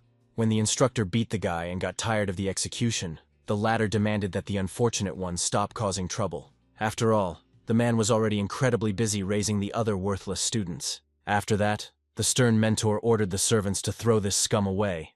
They should have already finished all preparations for the sacred ceremony and could no longer waste time on such rubbish. Of course, the servants immediately decided to follow the order. However, the assistants warned the instructor about a small problem that had arisen. The wolf they caught for the offering was excessively large, making the animal extremely difficult to move. Of course, the mentor immediately got angry at these idiots, demanding that they call other, stronger servants who could carry the sacrificial animal. But at that moment, the man caught a strange, sinister smell coming from the covered cart, after which the instructor saw glowing red eyes in the darkness. Obviously, the stern warrior immediately concluded that these scum had made a sacrifice without even checking if she was alive or dead. Therefore, the angry man decided to cut off a leg of everyone responsible for such outrageous negligence. However, when the mentor looked inside the cage, he saw nothing but a small wolf cub peacefully resting on the ground. Of course, the instructor thought that the servants shamelessly lied. The wolf was not nearly so huge that a couple of strong men couldn't lift it. Only then did he notice a truly gigantic wolf, a real monster. With such a sacrifice, the ceremony will be truly magnificent. So the man only rejoiced at the unexpected luck. Initially, the stern mentor considered these guys useless idiots, but they really handled the incredibly difficult task excellently. The clan leader will definitely like their precious gift. However, at that very moment, a noose tightened around the instructor's neck, after which an invisible force began slowly strangling the doomed man. The thing was that the main character was interested in the clan estate. The warrior was curious about its internal structure and secrets. Of course, the suffocating mentor thought that the hero was trying to take him hostage alive in order to find out everything under torture. However, the young man did not need this insignificant man to say anything at all. In the end, the warrior broke his neck with a crunch, and the soul immediately left the lifeless body. The reason for the murder was simple. The dead were much more honest and reliable than the living. At that moment, the clan's servants surrounded the groomsmen from the retinue, begging for help.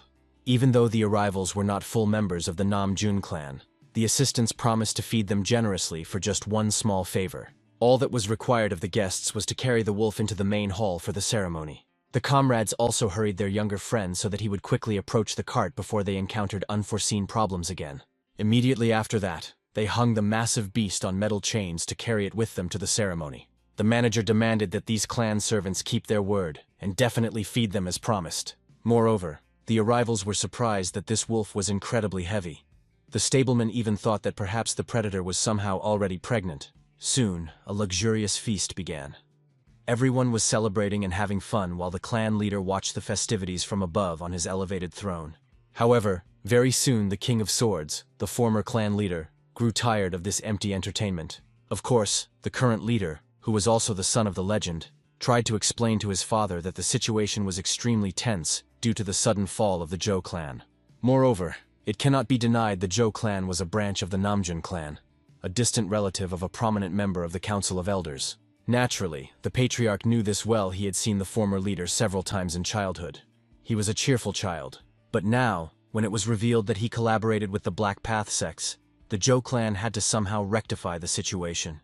As a stronghold of the Orthodox faction, they could not have such a disgraceful stain on their reputation. Naturally, the elder saw no problem in the fact that weaklings died in their own disputes.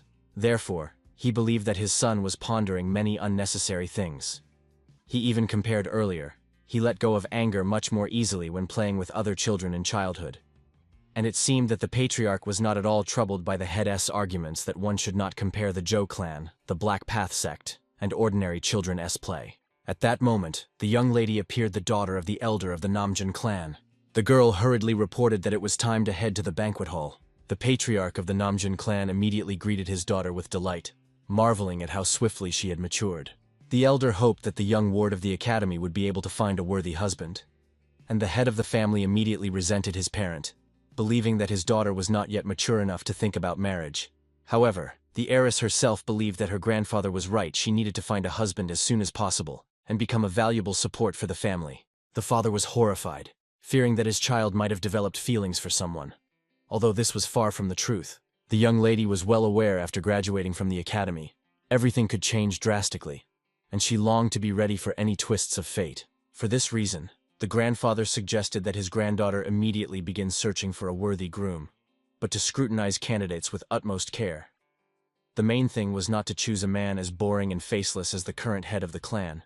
In the end, the head of the family hastily silenced his elder, then reminded his daughter that the blood oath ceremony was about to begin.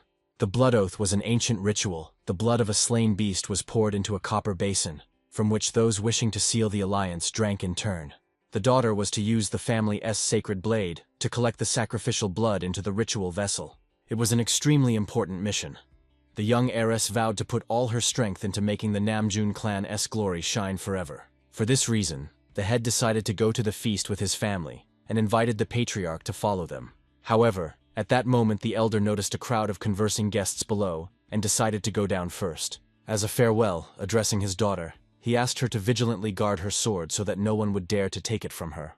Although this request caused the girl many puzzled questions, the heiress swore to protect the blade at any cost. Soon, all the guests were lively, discussing that this time representatives of the Tiger Pit sect were invited to the celebration.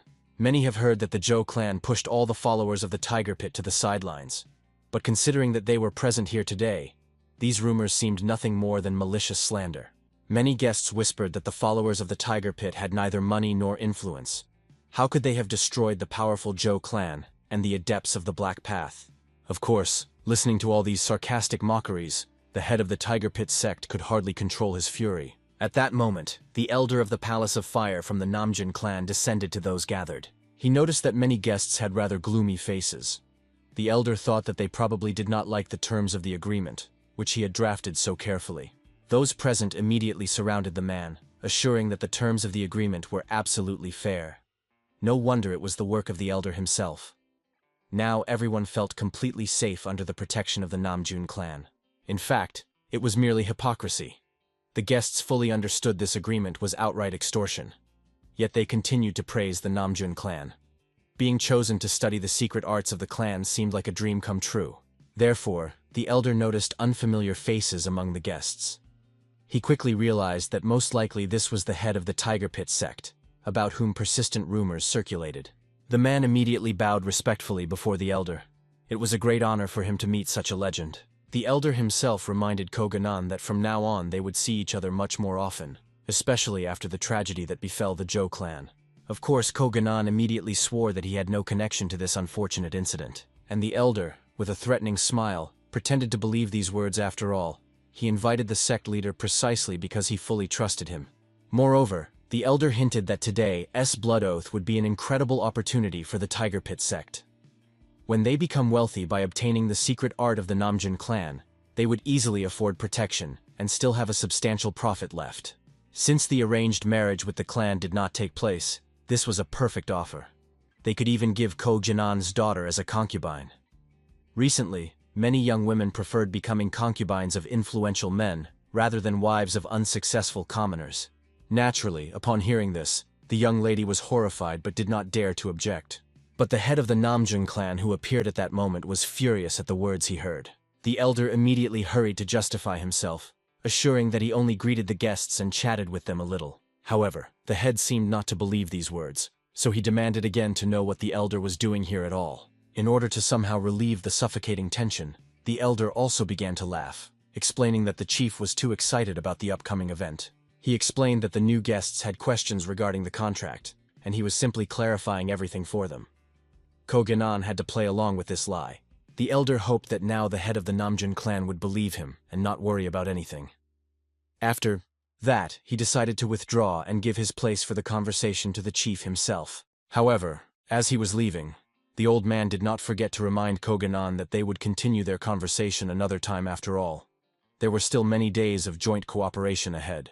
Of course, after the elder left, the chief immediately hurried to apologize for the elder's inappropriate remarks. Ko Jinan himself hastened to explain that the head of the Namjoon clan should not apologize to someone like him. However, the clan leader did not see this as a problem, hoping that in the future they would become strong allies. Moreover, it was necessary to apologize for the elder's words after all. The chief himself was a man of firm principles and personally offered apologies. He also addressed apologies to the young lady, for whom those inappropriate words were intended.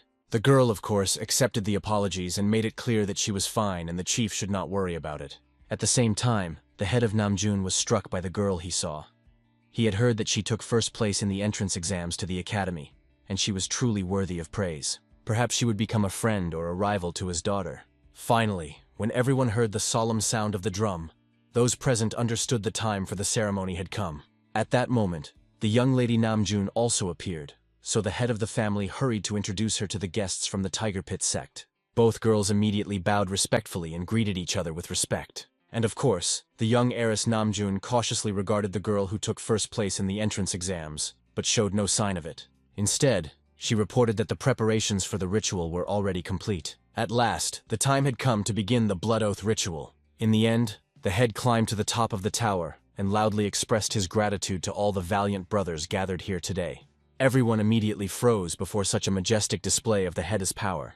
The man himself declared that they had all drawn their swords in the name of the principles of justice and balance. But alas, apostles run rampant in the world.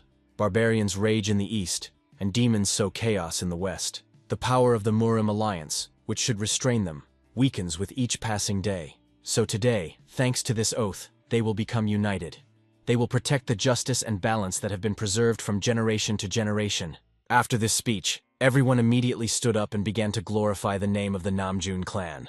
When the younger lady realized that it was her turn to follow her father, she stepped forward and prepared to draw her blade to begin the ritual. Her sword, belonging to the Namjoon clan, was to glorify their name together with her today. In the end, the girl began a sword dance that enchanted everyone watching with its otherworldly grace. After the dance came the final part of the ceremony.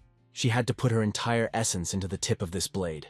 It was the technique of the incomparable sword of the boundless heavens heavenly dance of the single line. However, just as the girl intended to pierce the wolf's body, a human hand suddenly burst out from the beast's belly. At that moment, the unknown person reached straight for the blade in her hands. Then the heiress remembered her father's command today. She must not let anyone take her sword. However, the girl was so unprepared for the trick that she did not notice when she was grabbed. She did not understand what had happened at all.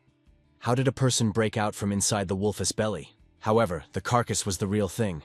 But most of all, the young lady was worried about the sacred sword. At that moment, the stranger pressed the blade to her neck, warning if she resisted, he would first press on her pressure points and then cut off her ear. At that moment, everyone noticed that something resembling a person crawled out of the wolf. However, many tried to reassure themselves that it was just the entrails. But the father definitely felt that his daughter's energy had dissipated, something had happened upstairs. And then the scabbard of the sacred sword flew from her hands onto the steps. At that moment, the stranger spoke, addressing the degenerates from the Namjoon clan. Those present, seeing that the man was holding the young lady by the neck, immediately demanded that he release the heiress at once. However, the hero had two demands, the first of which he wanted to voice when he was interrupted by the head of the family. The clan leader believed that the young man should first release his daughter before stating his demands. However, the patriarch silenced his son in time, believing that even though he had inherited the position of head of the family, he still could not rid himself of his frivolity. If the stranger wanted to kill the girl, he would have done it immediately. But he wanted something else, so he was still holding her hostage. Of course, Shuji also noticed that the elder was far from stupid, and the elder even thanked the young man for the compliment. In the end, the hero warned if anyone else tries to interfere with him, the first thing he will do is cut off this girl's head. After that, he reminded that he had two demands. First, today's blood oath is annulled, for it was unjust. How could the Namjoon clan, known as the great pillar of the righteous faction, make such a low and unfair deal? This is why the great cause cannot stand. Second, the one who made this contract must be executed. If they bring this person to the altar, he will release the girl without a single scratch. The boss agreed to reconsider the contract, but still could not accept the demand for murder after all. It was unacceptable. However, the hero felt that before talking about unacceptability, it was necessary to first listen to the opinion of the crowd. At that moment, the elder himself was cursing the bastard fiercely, believing that the Namjoon clan would never succumb to his bloody sweet words. However, the young man explained to the old man, if he climbs up here voluntarily, he will let the girl go unharmed. The old man was not going to agree to such a hostage exchange. He could not allow the hero to seal his martial arts. However, the hero was only surprised by his words, for he did not intend to seal anything. He could have just beaten the man to death. That is why he ordered him to stop talking nonsense and come up here immediately. Of course, the elder immediately decided to climb the steps and save the girl after such audacity. The crowd was whispering they couldn't believe that he would really go up there. Although they understood when the life of the niece was at stake, this was the best option. The leader did not know what to do because he could not fall for such dirty tricks. But if this continued, his daughter could suffer. In the end, as if nothing had happened, he allowed the elder to go up and take his daughter. The old man did not expect the leader to give up so easily. Apparently he had no plan, so he brought trouble upon himself. The rest of the crowd was amazed by the elder, who rushed after the niece without hesitation. They even felt sorry for the person who would meet him in battle. It was obvious that no one understood the true fear before the power of this man. The former leader urged the old man, demanding that he hurry up and go up. He had no choice, so under the pressure of the crowd, he immediately started walking upstairs. And the family rejoiced they hadn't seen such merriment for a long time. The old man did not know what to do or how to deal with the scoundrel who dared to mock him like that. When he went up, he immediately realized although the boy was hiding his face, he was very young.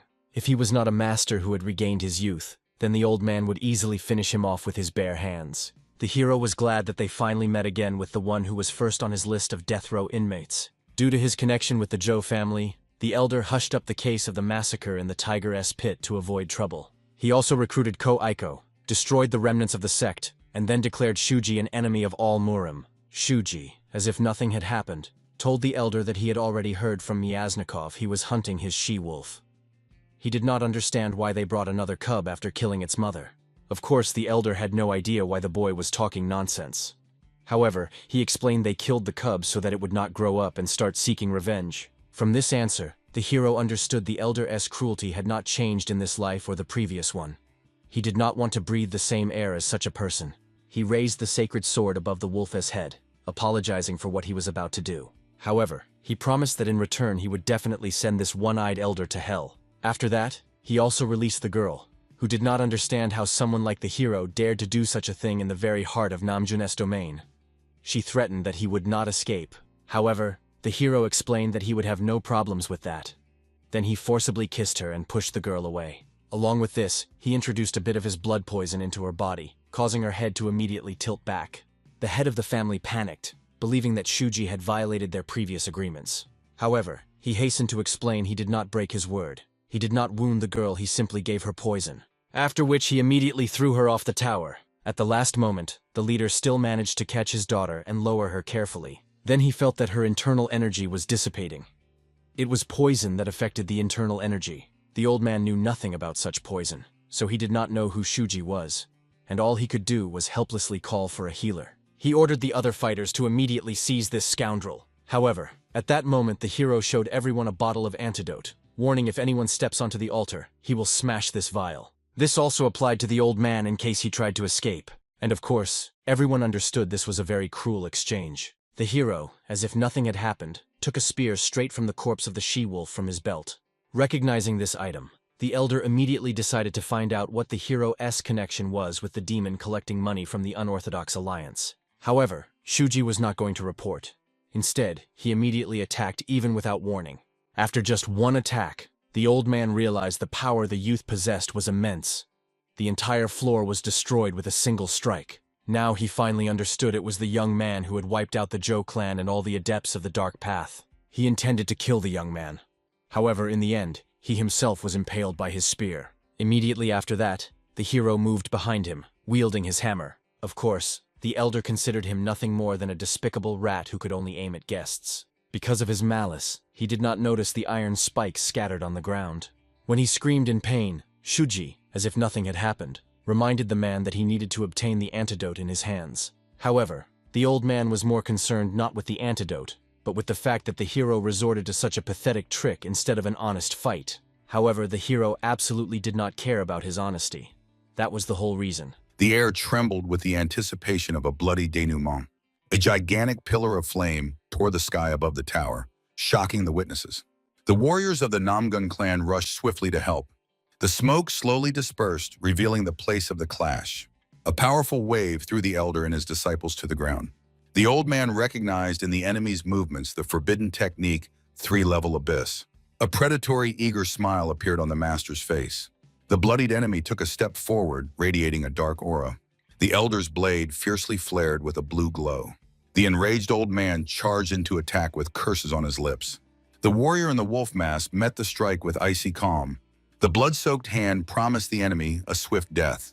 The swordsman in the mask struck from above with a devastating stream of energy. The elder barely held back the onslaught behind the energy shield.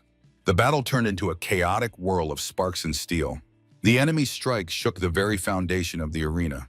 Energy waves tore apart the space around. The wolf warrior gracefully landed among the ruins. The old man only disdainfully mocked the opponent's maneuvers. A tense pause stretched before the final surge. Despite severe wounds, the masked warrior only clenched his fists tighter. He dashed forward, forcing droplets of blood to hang in the air. Red spikes instantly pierced the master's protective barrier. The elder's mad laughter drowned out the whistle of deadly blades. A sudden explosion threw the old man back, causing him to choke on a scream. The master grabbed his throat. Poison was spreading through his veins. The clan warriors froze at the death rattle of their leader. The healer desperately tried to save those who still survived. The smoke settled, revealing a view of the destroyed stairs and total fiasco. The warrior stood still amid the smoke, acknowledging the power of the old master. As a fallen idol, the elder spat blood onto the ruins of greatness. The demonic blood technique began to burn his insides alive. The Avenger took out a vial, ready to put the final point in the battle. The glass with a rattle fell straight into the hands of the humiliated enemy. A cold ultimatum, the life of the niece or his own skin. The will to survive won. The old man tore towards the medicine like a beast. He instantly drained the vial, not hesitating for a second. The wolf warriors silently watched this act of selfishness. The crowd froze, realizing the baseness of their leader. Rage boiled in the eyes of those who saw the true face of the master. In the heavy silence, the name of the girl left to die was heard. The victor breathed heavily, regaining strength after the bloody slaughter. The elder felt relief, already planning the future escape. The executioner's voice called him a fool. The vial contained deadly poison. The old man's eyes filled with whiteness, plunging him into absolute darkness. The invisible avenger promised him eternal agony for all committed crimes. The broken master fell into the icy abyss of his own despair. In the darkness of the subconscious, a red flame of reckoning flared. The blinded old man tremulously called his tormentor. A demonic face emerged from the aura, craving bloody revenge. The ghost began reading the sentence, listing each murder of the old man. Horror froze the sinner. Before him stood the dead Zhu Yongja. The corpse ironically remarked that he came to take his accomplice to hell. A grave silence fell, filled with the awareness of the inevitable end. The old man fiercely denied the corpse's help, calling him an ordinary dog. The heavy silence emphasized his confession of using other clans. The ghost reminded who really did all the dirty work. The spirit accused the master of his death, prophesying the same fate for him. The enraged elder ordered the apparition to know its place and obey.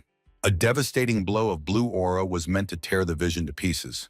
Instead of disappearing, the red spirit only laughed ominously in response. The dead man dissolved into the darkness, promising a swift meeting in hell. The eerie laughter continued to echo from every shadow. The attempt to ignore the curse was interrupted by a sudden attack of pain. The old man fell to his knees, spitting out a puddle of black poison. Sight suddenly returned, giving the doomed a false hope. He heard his own name, instantly forgetting about the terrible hallucinations. The master responded joyfully, awaiting help from his own. The miserable old man crawled to the warriors, begging them to protect him from the enemy. But instead of rescue, he met only the icy fury of his comrades.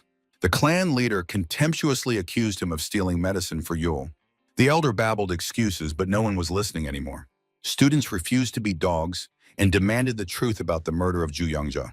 The Avenger explained the poison forced the old man to loudly confess all his sins. The realization of his own self-exposure struck harder than any blade. A powerful blow with the shaft to the jaw put a bloody full stop to this conversation. With a strike of the shaft, the warrior knocked out the elder's teeth, reminding him, "The tongue is the root of all evil." The bloodied old man flew backward under the weight of accusations of slander before all of Murim. The Avenger recalled the exile of the sworn brother in the vile attempt on their lives. The elder panicked, denying guilt, clutching his broken mouth with a trembling hand. The warrior relentlessly loomed over the victim. Oblivion did not free one from retribution. The old man in despair spat out blood, swearing he did not know any of them. A bloody aura enveloped the weapon. In this life, knowledge would no longer be needed. A devastating blow shattered the stone floor of the arena in a dazzling flash of light. The deathbed scream of the elder tore the night sky above the ruined tower. The mutilated master pitifully begged for mercy under the watchful eyes of the disciples. The warrior ordered the clan to freeze, threatening to immediately finish off the captive. Grabbing the wheezing elder by the hair, he declared him his hostage. The disciples of the Namgun clan helplessly watched their own humiliation. In the old man's eyes flickered the last, ghostly hope for life. Instead of an answer, a clawed hand gripped the victim's face with a deathly grasp. A dreadful red glow illuminated the finale of this bloody massacre. With a cruel jerk, the warrior tore the sinful tongue right from the old man's throat. With a cold-blooded gesture, the Avenger brushed the remains of blood from his palm. The mutilated body was thrown at the feet of the clan, sowing true panic among them. The shocked masters recognized the executioner as the legendary caller to the underworld. Hoye Yan was petrified with horror, meeting this ruthless warrior again. Against the backdrop of the night sky proudly stood the figure of the one who single-handedly rewrote the clan's fate. From beneath the wolf mask, a calm, piercing gaze looked at the girl. The revenge finally ended.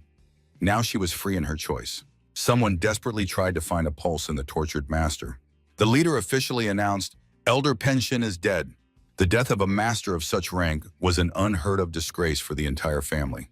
The clan was left only to surround the killer while the unconscious Yule lay among the ruins. Yule was breathing hoarsely. The toxins in her blood were supposed to disappear in just half an hour. The warrior triumphantly raised the vial over the abyss, attracting the gaze of the enraged crowd below. The clan leader was grinding his teeth. He did not believe a single word of the bloodied killer. The Avenger coldly warned the medicine was almost finished, and its application required jeweler's precision. The head Namgun hesitated. The girl's life hung by a thread under the pressure of the blue aura. With a mocking advice to catch faster, the warrior simply unclenched his fingers, giving the vial to gravity. The wolf disappeared swiftly. The glass hit the stones while the killer dissolved into the skin. The leader ordered to save the remnants of the antidote at any cost and immediately catch up with the legendary Zavuchi. The pursuit began instantly. The famous heavenly net of the clan began to tighten around the fugitive. The warrior concentrated dark energy in his legs, preparing to break this ring with one powerful jerk.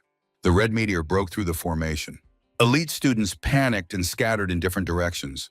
At the end, the killer advised the enemies to hurry, leaving the clan leader in captivity of deadly despair. The master rushed after him. He attacked blindly, but the warrior only gracefully danced among the enemy blades in the very heart of their home. The warrior froze, recognizing the old man as the former leader of the Murim alliance. The stranger gracefully landed on the roof amid mocking laughter. Against the backdrop of the moon stood the Sword Lord, the legendary Namgunjong. The old man slowly descended, not stopping his bizarre game. He stroked his beard, acknowledging the young man's considerable talent. The Avenger was drenched in cold sweat, feeling the breath of death behind his back. He was struck by the technique of the heart sword, capable of killing by will alone. The warrior cautiously watched every move of the living legend. The master ironically inquired whether the guest was leaving too early. The irritated young man responded to the old man with a bold counter-question. He glanced briefly at the guards, assessing the chances of retreat. The elder swiftly jumped down in a cloud of dust, blocking the way. The time for relaxation was over. A real monster stood before the warrior. Namgun Chang landed in a whirlwind of blue energy, craving a spectacle. The master placed his palm on Yule's chest, releasing healing power. The girl instantly regained consciousness, coughing up a clot of black poison. The elder laughed contentedly, seeing the success of his intervention. The disciples lifted the lady, hurrying to hide her in a safe place. Having healed the girl, the legend moved straight toward the masked warrior. The young man realized this monster could have stopped him at the very beginning. The absence of retribution indicated the hidden purpose of the old master. Namgun Zhang showed feigned surprise and became interested in the boy's sharp mind. A predatory smile confirmed the suspicions. The old man was enjoying the moment. The ring closed. The guards prepared for the final capture. The clan leader ordered to take the audacious offender alive. Rage blinded the head of the family, who demanded immediate retribution. The authoritative shout of the old man made the crowd of warriors freeze in shock. The father blocked the son's path, asserting personal rights over the captive. The clan head was forced to retreat under the pressure of the father's will. The eyes of the sword lord flared with fury. He would not allow the best entertainment in 30 years to be spoiled. The old man threw the sword over his back, silencing his son with a single contemptuous look. He proudly declared, in Namgun's estate, his word is law even for the emperor. Wolf Warrior grimly listened to the pompous speech, not taking his eyes off the enemy. The sword lord thoughtfully stroked his beard, inventing a new rule for the guest. A sinister idea flashed in his eyes. He found the perfect entertainment. The elder strictly forbade any actions without his personal permission. The verdict was final. Leaving the clan territory is now impossible. With a signature laugh, he imposed a personal taboo on the youth's exit.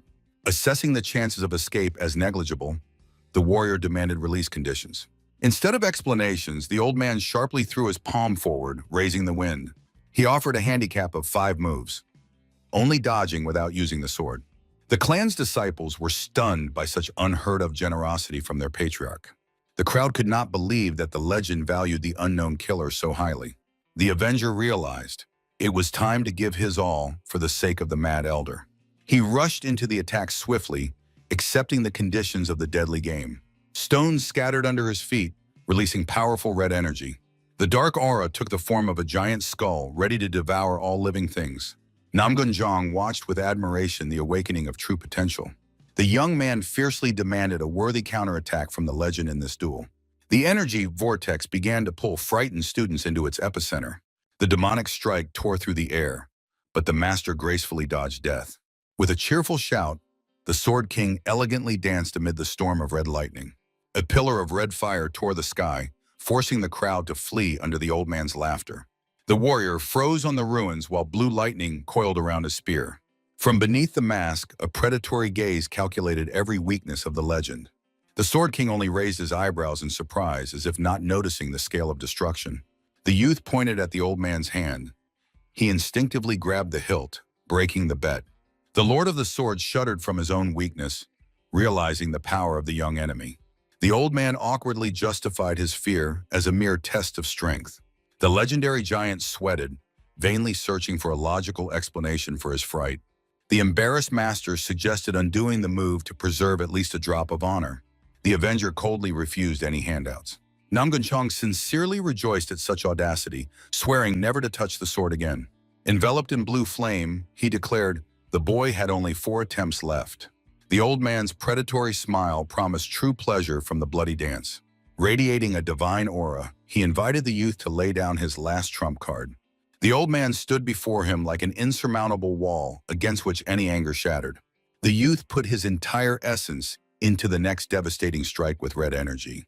The rumble from the spear striking the stones overshadowed the higher techniques of martial arts.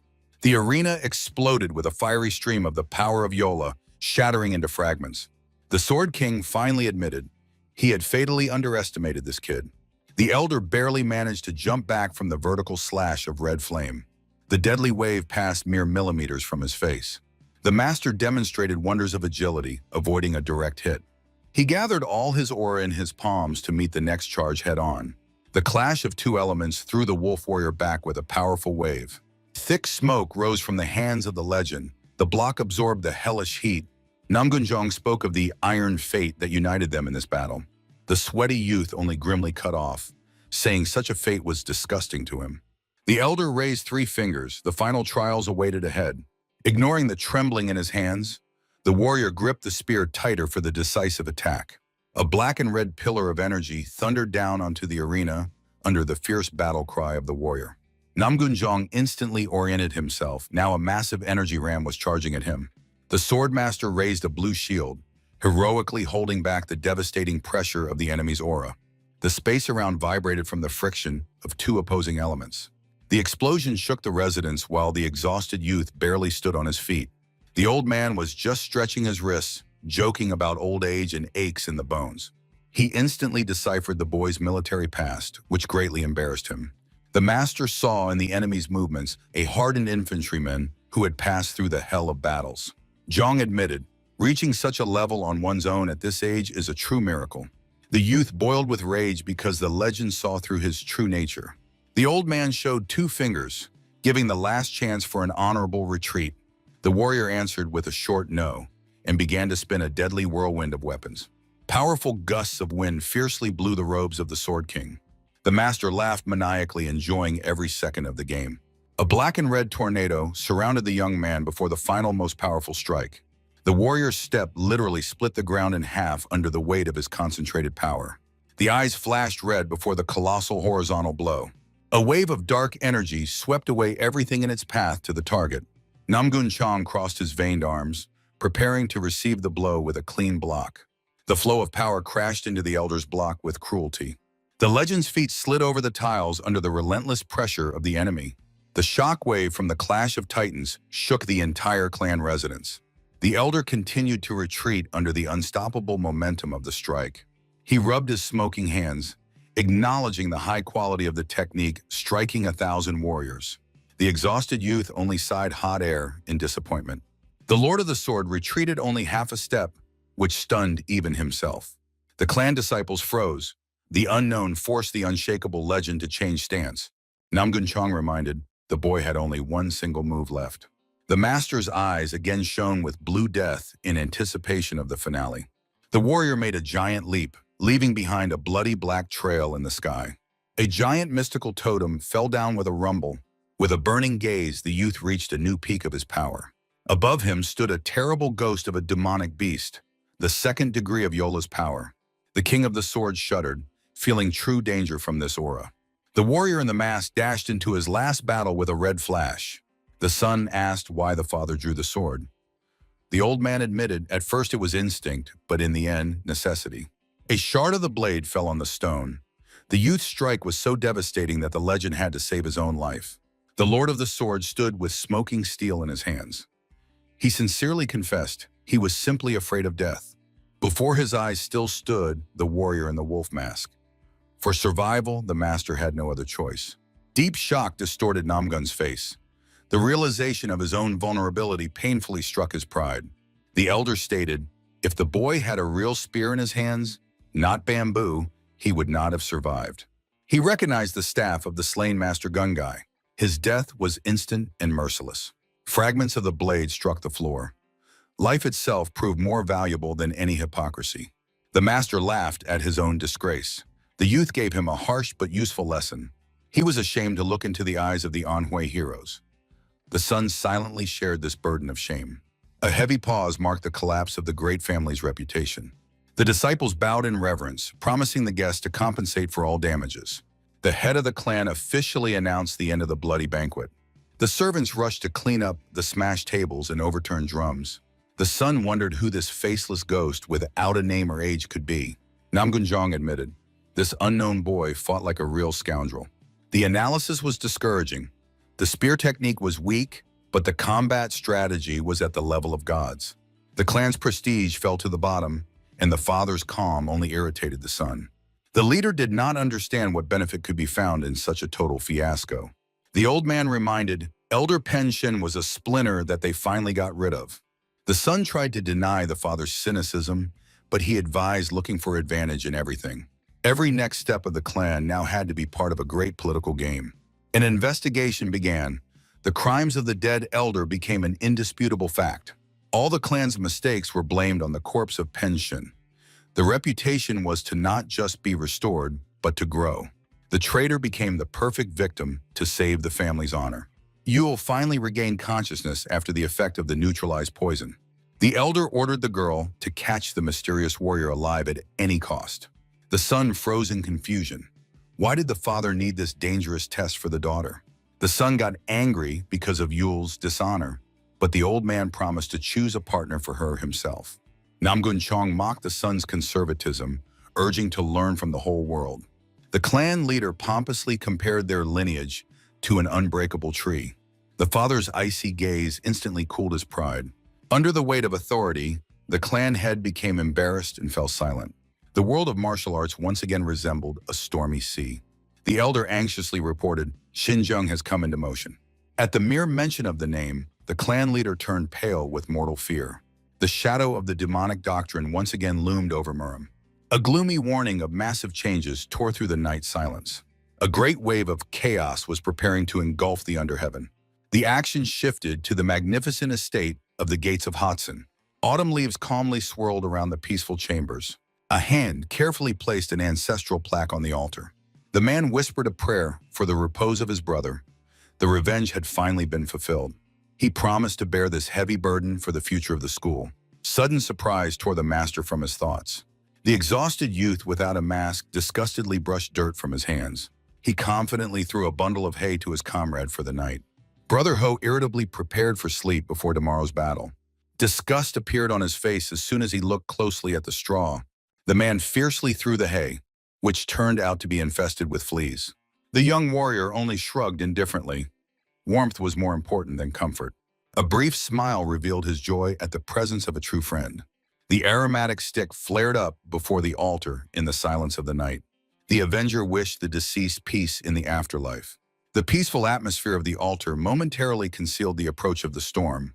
Heavy footsteps in the yard shattered the night's calm. A sinister shadow of an unknown guest covered the warrior's room. A mysterious silhouette in dark clothing confidently walked toward the door. A commanding order instantly forced the youth to activate the protective aura. The pursuer in a purple haze mockingly ridiculed the naive attempt to escape. Rage and despair were reflected on the face of the cornered fighter. The mighty master continued to mock, looming over his victim. Cold sweat ran down the warrior's face. This encounter promised real trouble. The red wolf dashed across the rooftops, but the mocking voice caught up with him. Escape after this would be impossible.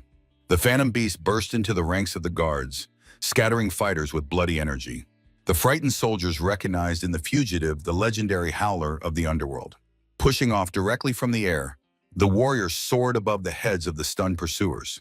Despite wounds and pain, the avenger stubbornly broke through to his goal through the night. Ahead rose the last obstacle, the massive outer wall of the Namgun estate. One jump separated him from freedom, his foot already touching the cherished tile. A sudden icy breath of wind made the warrior freeze with a premonition of trouble. An invisible attack tore his back. A fountain of blood and a muffled wheeze accompanied the fall. The youth cursed fiercely through his teeth, realizing he had met a true madman. The shadow of the swordmaster loomed over him. The next step promised to be the last. An explosion of energy forced the warrior to turn in midair for a desperate resistance. He fell onto the roof amid the debris, cursing the appearance of the legend at the worst moment. Before his eyes flashed red-black death, the old man attacked him mid-flight. Namgun Jong declared with a predatory laugh that he would not let the guest go so easily. Breaking his promise, the elder revealed a blue blade burning with divine power. The clash of two titans shook the sky, blending blue steel and red flame. A shining beam cut the dark aura of the wolf in half, showering the courtyard with sparks. The space split in two, pure will collided with uncontrollable rage. The shockwave of the frenzied hurricane swept away the guards like dry leaves. The warrior admitted, the old man's inner strength truly matched the title of swordmaster. In a daring maneuver, the young man pushed off with his foot directly from the blade of the enemy's sword. He flipped in the air, preparing to turn the master's power against him. With a red star, the warrior leapt over the wall and finally vanished into the night darkness. The elder lowered his weapon and only sighed wearily in response to the question about the pursuit. Near the gates of Kutsin, the traveler heard reproach. He tried to leave without saying goodbye. The man stopped on the forest path, briefly throwing his friends a final, "All right." To the question of the crying companion, he answered succinctly, "His path lies to the west." The giant wept from the pain of separation. The traveler went away amid loud curses. The students begged him to definitely return, while the leader, through tears, vainly tried to figure out the way to the far west. A grateful smile flashed under the hat. He easily jumped over the roofs. The silhouette of the warrior majestically froze against the backdrop of the evening sky amid the confused cries of the giant who remained far behind the residents. The sun illuminated the path to Hanani. The landscape changed to gloomy gates. A sudden premonition of a foreign presence made him instantly stop among the dark trees bending under the squall wind. The young man intently stared at the fallen leaves. Lightning split the sky above the forest. Before him appeared an exhausted Yule, whose heavy breathing revealed an overly long and dangerous chase after the mysterious traveler. The girl shouted the name with her last strength. Shuji responded only with oppressive silence. She clenched the golden box, finally recognizing in him the legendary assassin known as Three Steps to the Yellow Springs. Yule remembered the dog that was afraid of the warrior. The secret was revealed, shocking Shuji himself. She knew about the medicine and that very rainy day when he anonymously saved her life, paying an incredible price for the rescue. The girl remembered the familiar smell of manure. Playful laughter instantly eased the tension. The first heavy raindrops hit the ground, filling the long and oppressive silent pause between two tired heroes. She was grateful for the warmth of the wormwood fire. Horses and conversations surfaced in her memory. The girl recalled the risky game against the Black Knife Gang and influential families, in which he was always her secret protector. He was part of every loud affair. Tears mixed with rain on her cheeks. The traveler silently pulled his hat even lower over his eyes, trying to hide forever from her painful questions under the cold wall of the downpour. Despair pushed the girl toward the warrior. Fingers clung to his wet sleeve. A quiet plea not to go dissolved in the sound of water flowing from the roofs of the estate, leaving behind only a bitter taste of parting. She called him her family. A trembling hand held the last thread. She helplessly unclenched her fingers, resigned to the inevitable choice of her savior, who chose the path of solitude in this cruel world. The young man slowly moved along the wall. The dark silhouette finally dissolved into the veil of endless and cold rain, taking with it all the secrets of this strange journey. Yule was sobbing under the downpour, begging fate for one thing, be.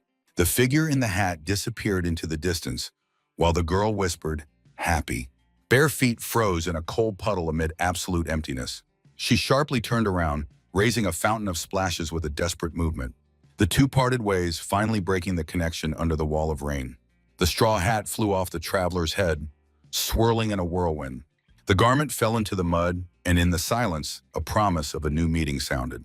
The eerie bamboo forest drowned in icy fog and the whistle of the wind. The thicket shuddered from the rapid approach of an unknown force. Shadows in black rushed through the thicket, raising clouds of dust.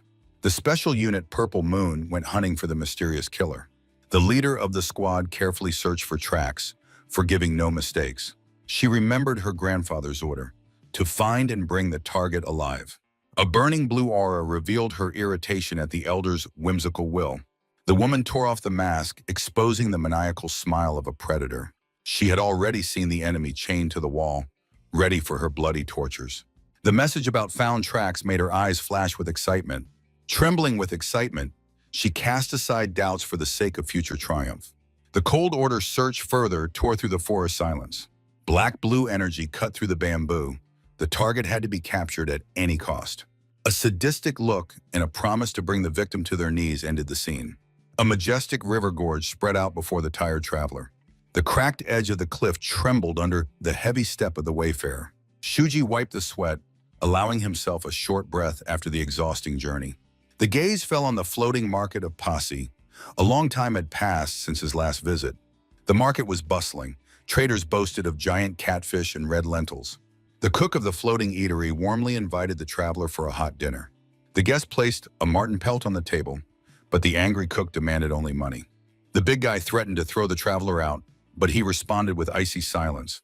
Little Pecrien suddenly slammed his fist on the table, throwing payment for the soup. The girl boldly counted the coins right under the stunned cook's nose. She stuck out her tongue at the giant, making the traveler watch the scene in surprise. Starting the meal, the young man directly asked the savior if she was not a beggar. She denied it, although she recalled her mother's teaching about poverty. The traveler became interested in the name of his unexpected benefactor. The young man was on his way to Hanam to shed the blood of numerous enemies there. The girl instantly recognized him as a master of martial arts. Her mother often told her about the power of the mysterious Pecto Society. The traveler sank into gloomy thoughts, setting aside the empty spoon. As a sign of gratitude, he gave the little girl a valuable marten fur. Ryan refused the expensive gift, but he insisted on an honest payment. Instead of money, the girl asked for one single favor. She begged the warrior to convince the masters to release her sick mother. The greedy cook tried to appropriate the skin, interrupting their conversation. The spear tip instantly struck the ruffian's forehead, forcing him to beg for mercy. The market trembled with panic. A bandit ship docked at the pier. The robbers demanded all property, threatening violence. The traveler only sighed irritably while Rien hid behind his back. He tightly gripped the staff, promising the child to fulfill her wish. The young man decisively stood up to his full height, preparing for the inevitable fight. The girl watched with trepidation the formidable figure of her new protector. The traveler in the hat gripped the staff. The pirates cruelly pressed the old man to the deck. The leader Khansan Hap only smiled mockingly, listening to the desperate cries of his latest and completely defenseless victim. The old man naively threatened Pecto's authority. The deathly horror froze in his eyes. Khansan Hap mercilessly cut the prisoner, declaring that the mighty Pecto Society had long ago sold all these people to him into slavery. The sadist savored his power over the doomed. The crowd was gripped by panic due to the realization of betrayal. Irritated by pleas for mercy, the boss ordered his dogs to immediately silence the noisy crowd with sharp steel. A bloody massacre of unarmed fishermen began. The pirates laughed as they cut people into pieces. Suddenly, the confident expression on the leader's face changed to surprise due to the unexpected appearance of a mysterious traveler on the wooden pier. Through the downpour, a man in a hat walked confidently. The young man passed by the corpses amid Ryan's screams. Two bandits blocked the way, boldly declaring the traveler and the girl their property in this cursed territory of Posse. The traveler instantly swung a heavy bamboo staff. A devastating blow scattered the attackers, shielding the child. The bodies of the bandits flew into the water, while the hero disdainfully stated that before him was only a pack of ordinary and worthless river rats. He returned to the leader the words about the color of blood. Khansan Hap ordered the archers to attack with all their might. The archers opened fire, promising to turn the enemy into a sieve. The traveler instantly deflected a hail of arrows with his own cloak. No projectile pierced his hardened armor. The young man soared into the air, throwing deadly blades into the crowd. The robbers choked on their screams, bleeding from precise hits. Landing, he with one sweep of the staff knocked off the heads of the nearest enemies. The enraged leader demanded to know the name of the audacious stranger. Soncap did not believe that his elite would fall so disgracefully fast. The Avenger silently shook the blood off his weapon, demonstrating complete contempt. The bandit suddenly changed his mind and proposed to part peacefully. He argued that unnecessary deaths would benefit no one. A cold gaze from under the hat said, "Today, only the leader will die." The young man only wondered if his body would endure this bloody meat grinder. Soncap went mad, risking his own head. He called the enemy a blind puppy, inviting the tiger's wrath upon himself. A giant sword flew into the air for a devastating strike. A dazzling flash of counterattack instantly stopped the deadly blow. A shard of the blade flew into the sky, clearly showing the chasm in their strength. The severed hand of the leader splashed into the water under his silent groan. The traveler merely adjusted his hat, mocking the pitiful whining of the river rat.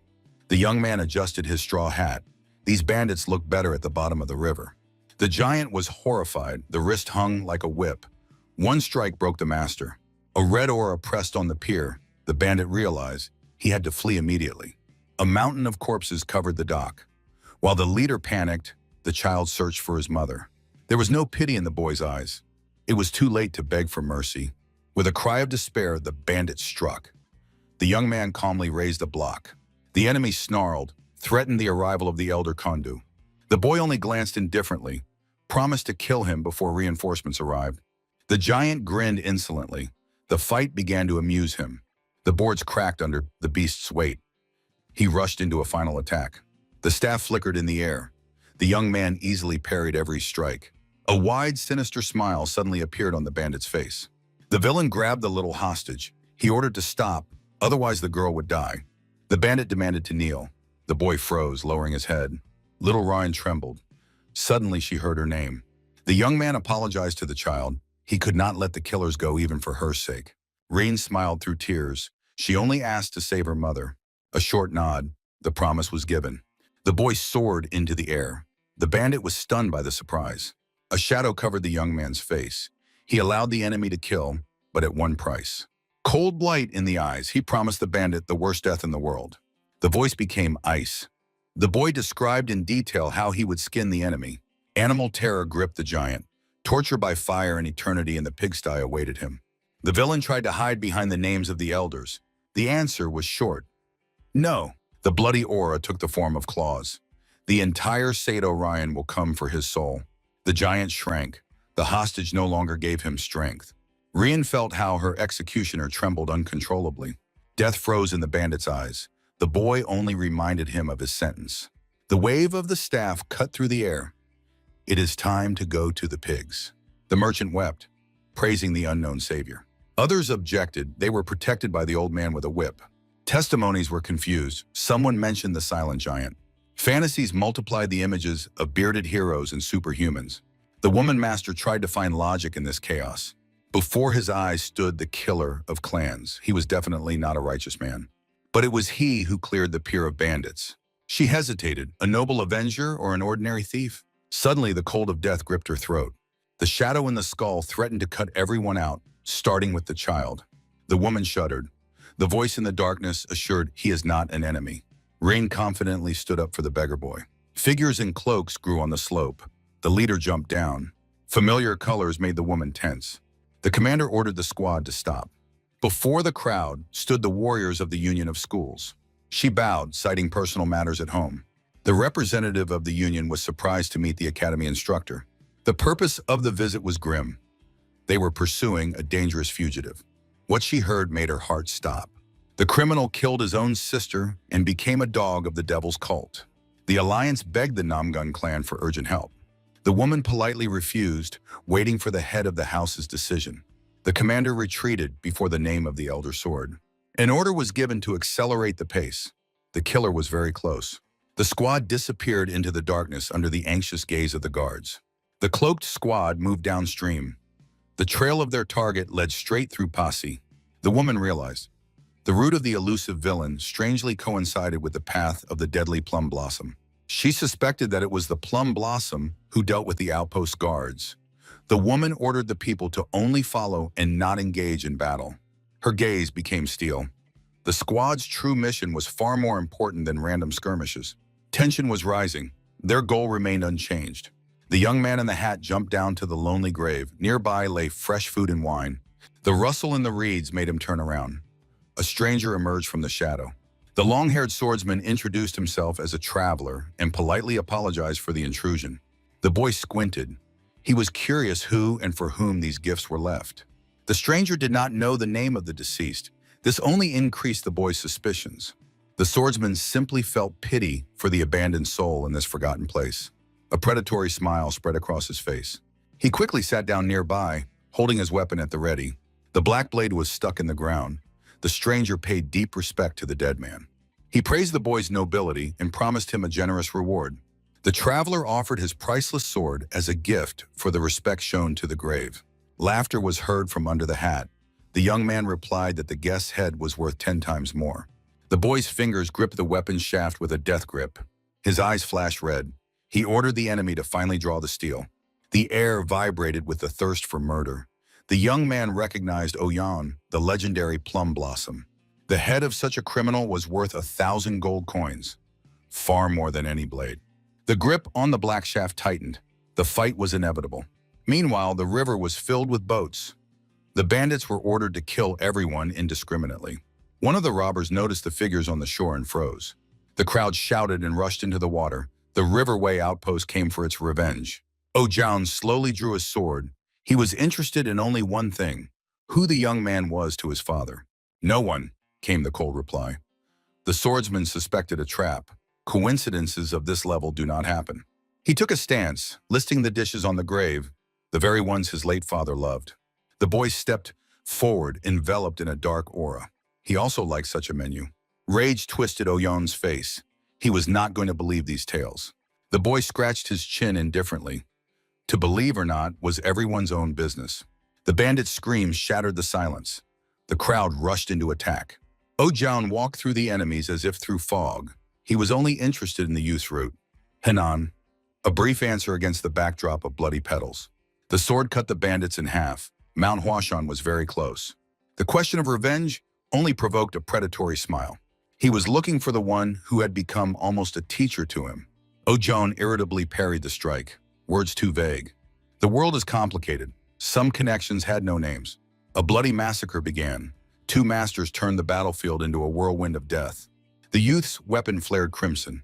It was time to end the conversation. The demonic dragon broke free. Ojan's questions remained unanswered. Clash of Titans. The energy explosion threw back all living things.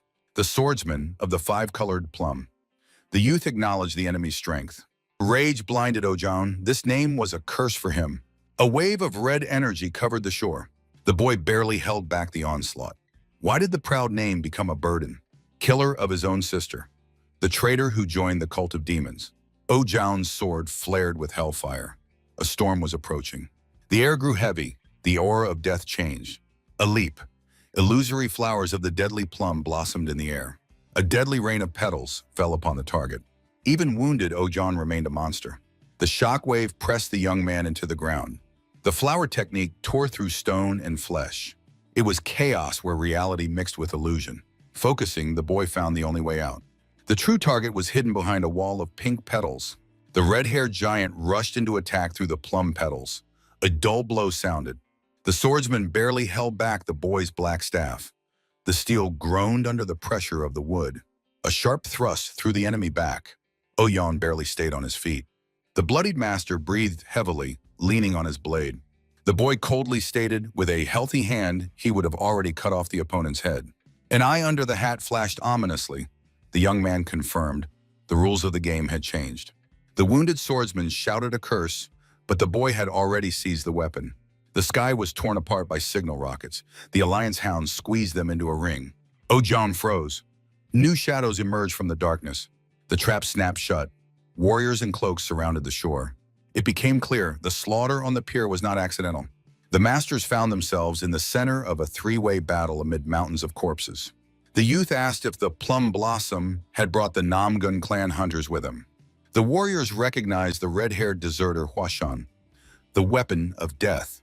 Bleeding, Ochan proposed a temporary alliance to the two exiles. He pointed to the boats by the shore. It was their only chance to escape. A brief nod. The youth agreed to the plan. The swordsman jumped into the water, urging his partner to hurry. Suddenly, the whistle of air from behind made him shudder with horror. A demonic skull hovered over the victim. The young man struck the staff down on the ally's back.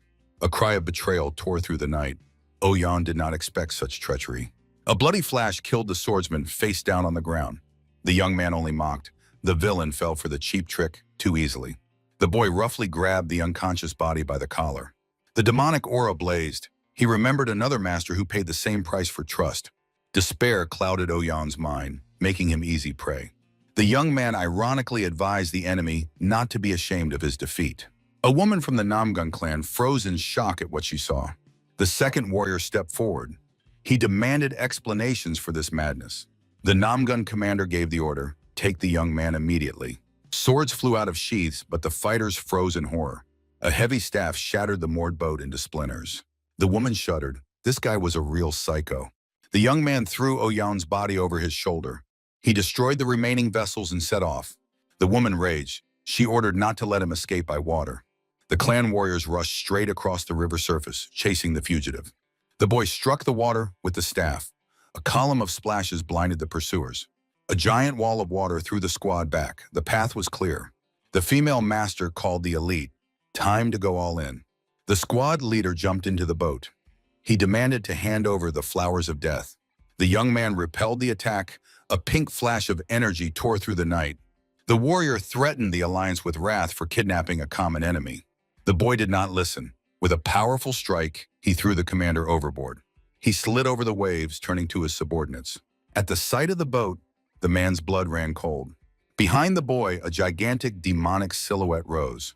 From under the straw hat, the killer's red eyes burned. The current was slow. The chance to catch the fugitive still remained. Gritting his teeth, the leader ordered to search for any surviving vessel.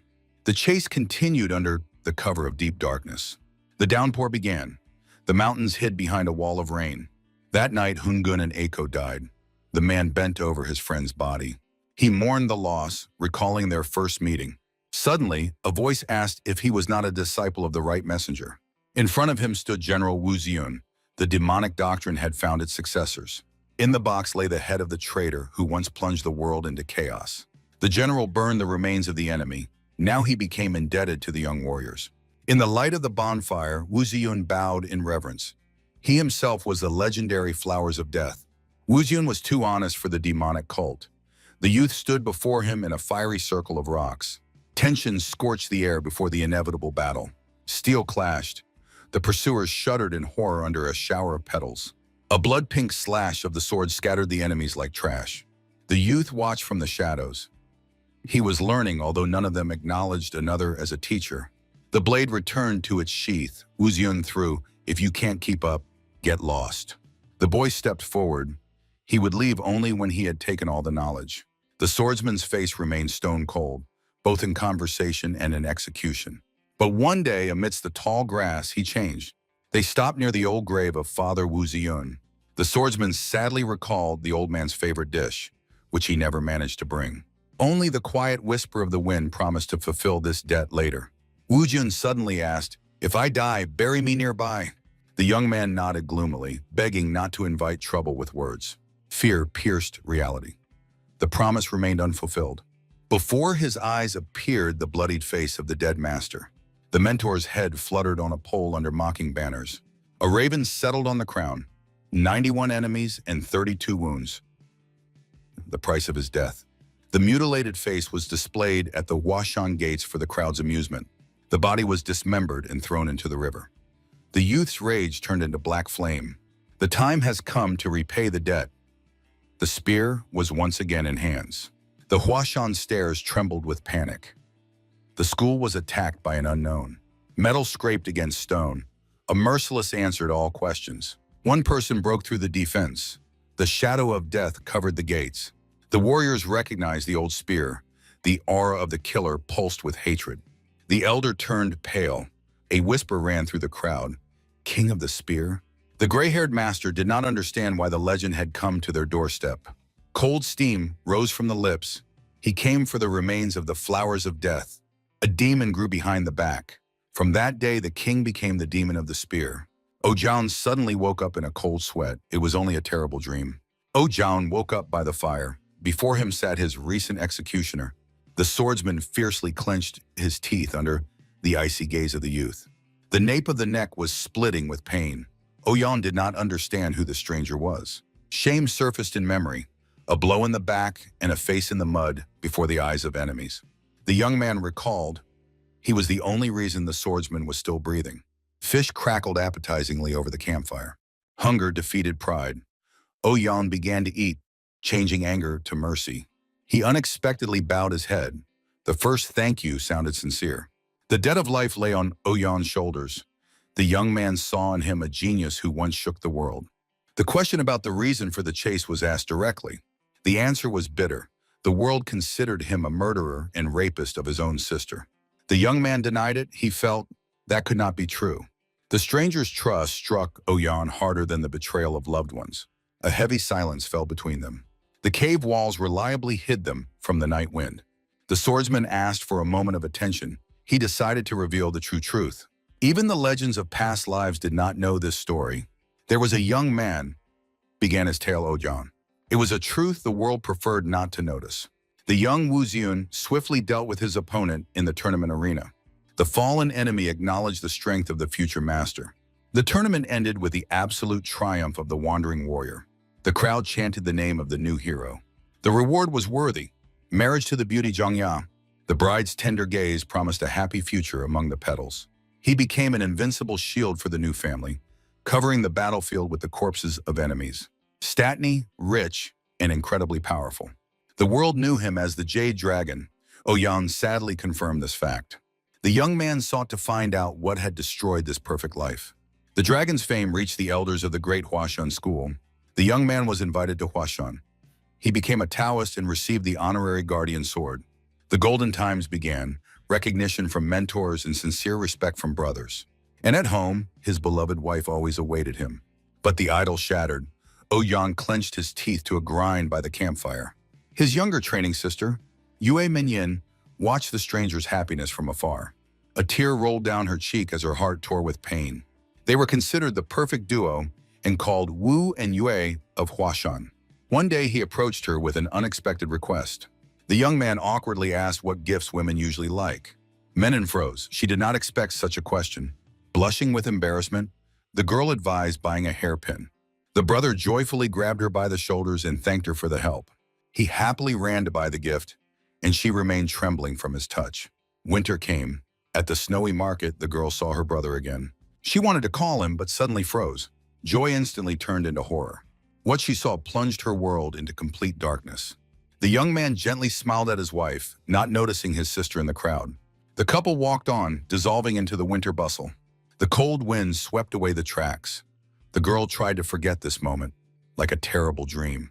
Since then, she stopped talking to him and even avoided joint training sessions. The young man did not understand the ignoring and demanded explanations. Then Menon confessed she loved him from the first meeting. Each training session only intensified her unbearable feelings. She begged to be taken at least as a concubine, just to be near him. Only cold shock was reflected on the brother's face.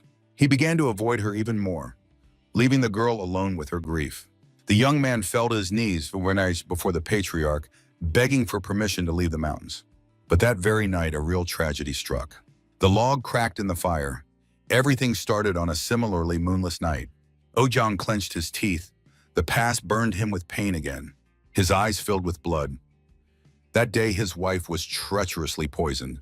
Yujun burst into the room. The patriarch was already waiting inside. Cold sweat blurred his eyes. The young man did not understand where his father was while his daughter was dying. The head of the school grabbed his son-in-law by the collar.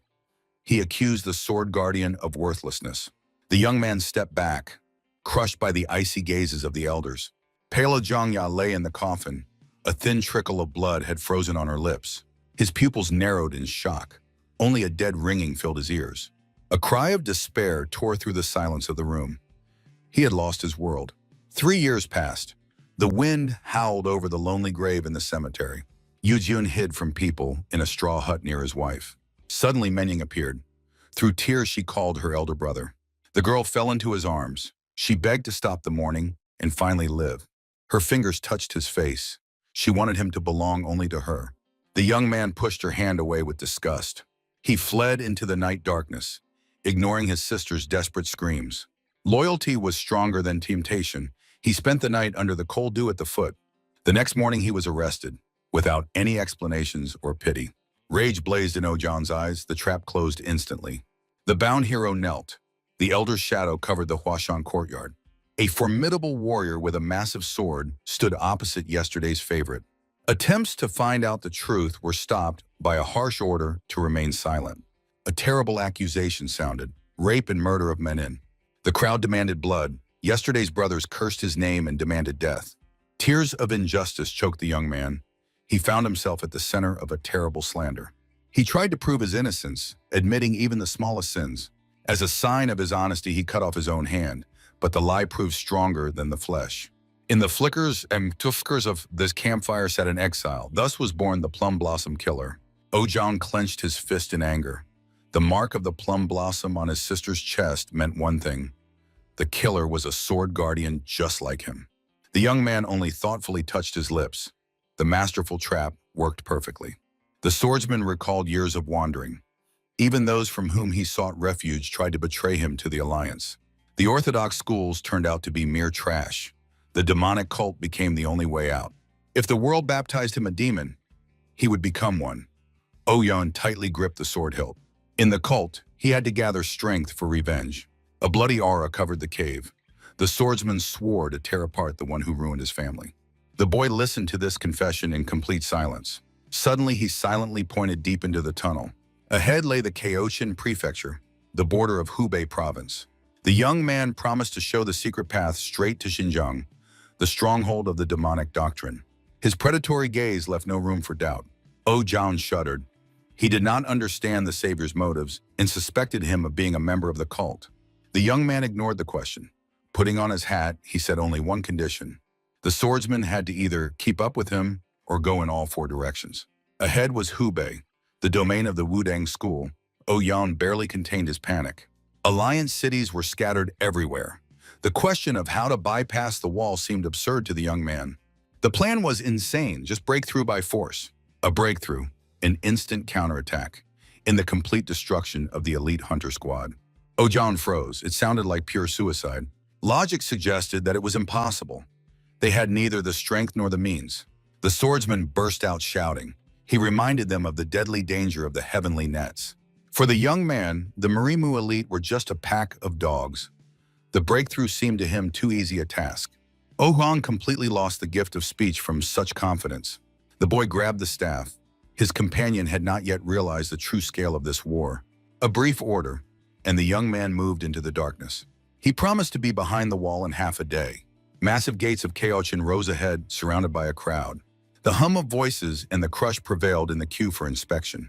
Suddenly, an old merchant with a huge box began aggressively pushing through the people. Burly men stopped the impudent doctor. The old man only snorted contemptuously. Instead of apologies, he began rummaging through the rags. The official scroll was thrust right into the face of the crowd. Tongogan, personal doctor of the Pecto Union. The crowd froze in stupor.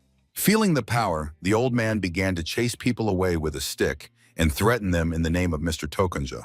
Suddenly, he shuddered at a quiet voice behind his back. The ragged beggar said the doctor had already looked into the grave, but continued to meddle in other people's affairs. The old man swung at the impudent one, but words about the past made him stop. A sinister smile flashed under the hat. The beggar remembered the snake killed on the way. The youth's shoe confidently pointed to the doctor's right leg. The dark aura of the snake settled on the old man's shoulders. The spirit was avenging its death. The doctor gasped from the illusory weight that began to press on his bones. A terrible whisper sounded near the ear. The spirit was already descending lower. The shadow of the snake wrapped around the body and crawled to the right leg. It had to rot first. The leg flared with red pain. The old man screamed in panic. A giant silhouette of a demon loomed over the victim. The doctor fell to his knees, begging for salvation. The young man gave a last chance to forget about home forever in order to save the family from the curse. The old man sobbed, promising to live righteously anywhere, just not to die. The boy feigned a sigh. He had to save the unfortunate man. The doctor's eyes lit up with hope before the heavenly secret. The order was brief: immediately abandon all property and flee without looking back. 3 months on the mountain without clothes or food. Only then could the snake be thrown off the trail. The young man's gaze became unbearable. Only something most important remained. A finger pointed to the doctor's hand, which tightly gripped the paper. The past stank of a person and attracted the demon. It had to be gotten rid of first. The old man, scared to death, tore off his rags and threw the document aside. Left in his underwear, he whimpered in fear of the wrath of the Pecto Union for the lost herbs. The young man was already gathering the spoils. He promised to handle everything himself while the doctor fled into the forest. The young man adjusted his disguise. Now he was Dr. Tongogan, heading to the Pecto Union to save the mother's head in his own skin. The real doctor wept with gratitude while the boy with the box disappeared into the crowd, throwing a last piece of advice to run faster than death. The black and red illusion of the snake dissipated. The pass was in hand, and the frightened old man was already scurrying away in his underwear. The document granted full freedom, no mention of a search, only an order to deliver the medicine. Amid loud shouts from the guards, the young man calmly crossed the massive city gates. The guards trembled. A rumor had spread that the flower of death was already nearby. The warriors swore to lay down their lives to stop the thief, not suspecting that he had just passed by them. In the alley, the box and hat flew into the mud. The young man gripped his faithful spear. It was time for his true face. The The city was riddled with Huashan ambushes. To go further, he needed chaos. His gaze stopped at the pagoda with red lanterns, the perfect place for a loud commotion. At the Fukai Tower, they were living large. Wine flowed like a river. Laughter never ceased. The doors shattered into splinters. The young man flew into the hall like an enraged demon. Panic covered the establishment. The guy boldly demanded the best meat, wine, and female attention. The locals showered him with curses, not believing that anyone dared such impudence. The roar of discontent grew. No one dared to misbehave with impunity on the lands of the Pecto Union. Ignoring the barking of the crowd, the young man sat down at the table like a master. Legs flew onto the countertop. He was waiting for the order, ignoring the murderous glances. One of the visitors mockingly asked if the ragamuffin had even a penny to his name. The short answer, no, unexpectedly fueled the courtesan's interest. They were ready to forgive the handsome man for everything. The women surrounded the boy, promising wine at their own expense. The young man only raised an eyebrow in surprise. Suddenly, the table shook under the strong man's fist. The fun was over. The giant loomed over the target, raging because of the broken door. The young man only snarled fiercely in response. Before the enemy finished speaking, the heavy jug turned his face into a bloody mess. The boy indifferently wiped off the splashes. This rude fellow had far too many unnecessary words. The hall exploded with screams. The bandits rushed into a fight, craving the rogue's blood. Instead of arrows, ordinary chopsticks flew into the air, transformed by the master's will into projectiles. The chopsticks pierced flesh through and through. The bandits howled in pain, not understanding how wood could kill. The youth spun in the center of chaos, snatching new weapons right out of the air. His eyes flashed with a deadly gleam. He drove splinters into the enemy's bodies, leaving only groans behind. In the middle of the bloodied hall, the boy slowly approached the last survivor. He only begged for mercy. Without hesitation, the youth stabbed a chopstick into the bandit's eye. The establishment shook from the frenzied scream. The boy pulled out the bloody splinter. His gaze made the crowd freeze. The kids were ordered to play quieter. Mr. Yukto appeared on the balcony. The wounded begged him with tears for retribution. The scarred man looked at the fight as if it were trash. The tower's master demanded peace. The youth grinned fiercely. The bait was finally swallowed by Pecto. Now it would be easier to bring out the flower of death. Yukto could not believe his ears. This puppy dared to contradict him. A red aura flared around the boy. The performance was just beginning. The master's hand lay on the hilt. The last warning drowned in tension. The boy only smiled wider, openly provoking the enemy. Yukto asked again, blinded by his own pride. The young man promised, from now on it would be too noisy here. While the enemy drew steel, the boy theatrically pondered. He put the stick to his lips, feigning sudden submission. Yukto grinned triumphantly. He took the cunning maneuver for fear. Instead of please, a massive chair flew into the master's head. Yukto smashed the wood with his fist, not taking his eyes off the insolent one. A sudden lunge, and the young man was already breathing in the enemy's face. The shine of the sticks blinded the master. Who was really about to die here? Steel did not save. The wood pierced the throat through and through. The last wheeze was the finale. The young man threw the staff over his shoulder, thoughtfully looking at the body of the former leader. The Pecto Society, a formidable name that kept the entire province in fear. The second power of the province after Udan, ruled by the ruthless Juje family. Their influence was held by blood in the dirtiest affairs of the region. Human trafficking was the heart of their bloody empire. The Fuchai Tower rose directly on the bones of the kidnapped victims. In the center of luxury rested Gungzi Dao, the assistant to the head of the union. He enviously studied the portrait of Ojan, the legendary jade dragon. The narcissistic Dao could not stand it when someone was considered more handsome than him. The flattery of courtesans instantly soothed his wounded ego. Gunses shuddered in surprise, tearing himself away from the amusements. He turned to the sullen girl nearby, demanding her name. With a trembling voice, she introduced herself, Belixian. Her relatives were sold to a brothel, and the girl lived in mortal terror every day. Gunses cruelly mocked her grief. For her family, everything was already over. He roughly grabbed her by the chin, promising the same fate if she did not improve. A sudden bang on the door made everyone flinch. A frightened servant rushed into the hall with alarming news. The gray-haired commander realized some madman was breaking through the guards. The door shattered into pieces. A young man with a spear burst inside, sweeping away the barrier. The guard could not believe his ears. The attacker passed through the elite soldier Ludao. The boy threw the battered body straight onto the table, breaking expensive dishes. Ludao lay in a puddle of blood under the screams of horrified comrades. The security commander went mad and gave the order for immediate reprisal. For every wound on the attacker's body, silver was promised, and for a limb, 10 times more. The price for the madman's head rose to 100 lion. The armed crowd fiercely rushed at the youth. The spear spun in a deadly whirlwind, releasing a black-red aura. Steel clashed with steel in a dazzling flash of energy. The youth's cold gaze promised swift and bloody revenge.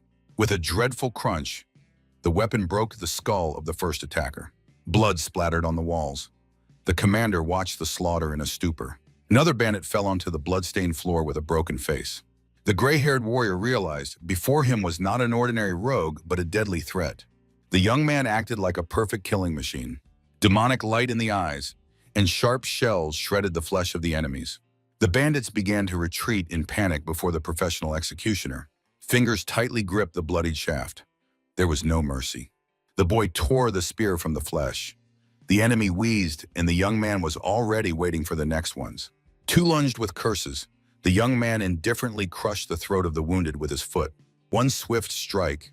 2 bodies flew apart in blood. The guards froze.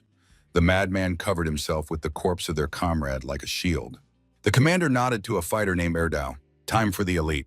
2 warriors soared into the air, pinching the target in a vice. The young man reacted instantly. The attackers were stunned by his speed. A strike with the staff, a kick to the jaw. Their teamwork was good, but not perfect. Eyes flashed red. The boy took out a dart. Time to finish quickly. A whistle cut through the air. The projectile flew across the entire hall. Gunsey screamed in horror, seeing death before his eyes. The loyal guard rushed to intercept, shielding the master with his body. Steel pierced the arm through and through. Gunsey cowered in the corner behind the servant. The wounded warrior bled profusely, caring only about the master's safety. Suddenly he felt a deadly cold behind his back. The spear tip broke free from his chest with a crunch. A demonic aura covered the room. The youth ironically remarked that he liked making such shashliks. The youth with the bloodied staff relentlessly approached the wounded enemy. The old mercenary met his gaze while the boy was figuring out the reasons for the attack. The warrior tightly gripped the sword, remaining faithful to his duty until the end. He realized his helplessness while his master trembled from shock in the background. The frightened aristocrat screamed, demanding immediate retribution against the audacious youth. Ildo admitted resistance was futile as the bodies of his comrades already covered the floor. He knelt down, accepting his final decision. The youth froze, trying to decipher the strange behavior of the old warrior. The mercenary chose death by his own blade, begging only not to waste time. A sharp swing, and the old man's blood flooded everything around with a bloody fountain. The bloodied hero stood over the corpse with an absolutely indifferent face. The Lord struggled in a pool of blood while the boy marveled at the futility of such a sacrifice. The death of the sole protector plunged the coward into a state of complete hysteria. A red aura flared. The youth roughly pulled the Lord's hair upward. Gold spilled into the puddle, but the killer did not allow the ransom for life. The boy swung for a strike. His wealth did not interest him. The staff shattered the tree with a crash, swallowing the victim's scream. Sobbing and cries of pain tore through the silence of the ruined house.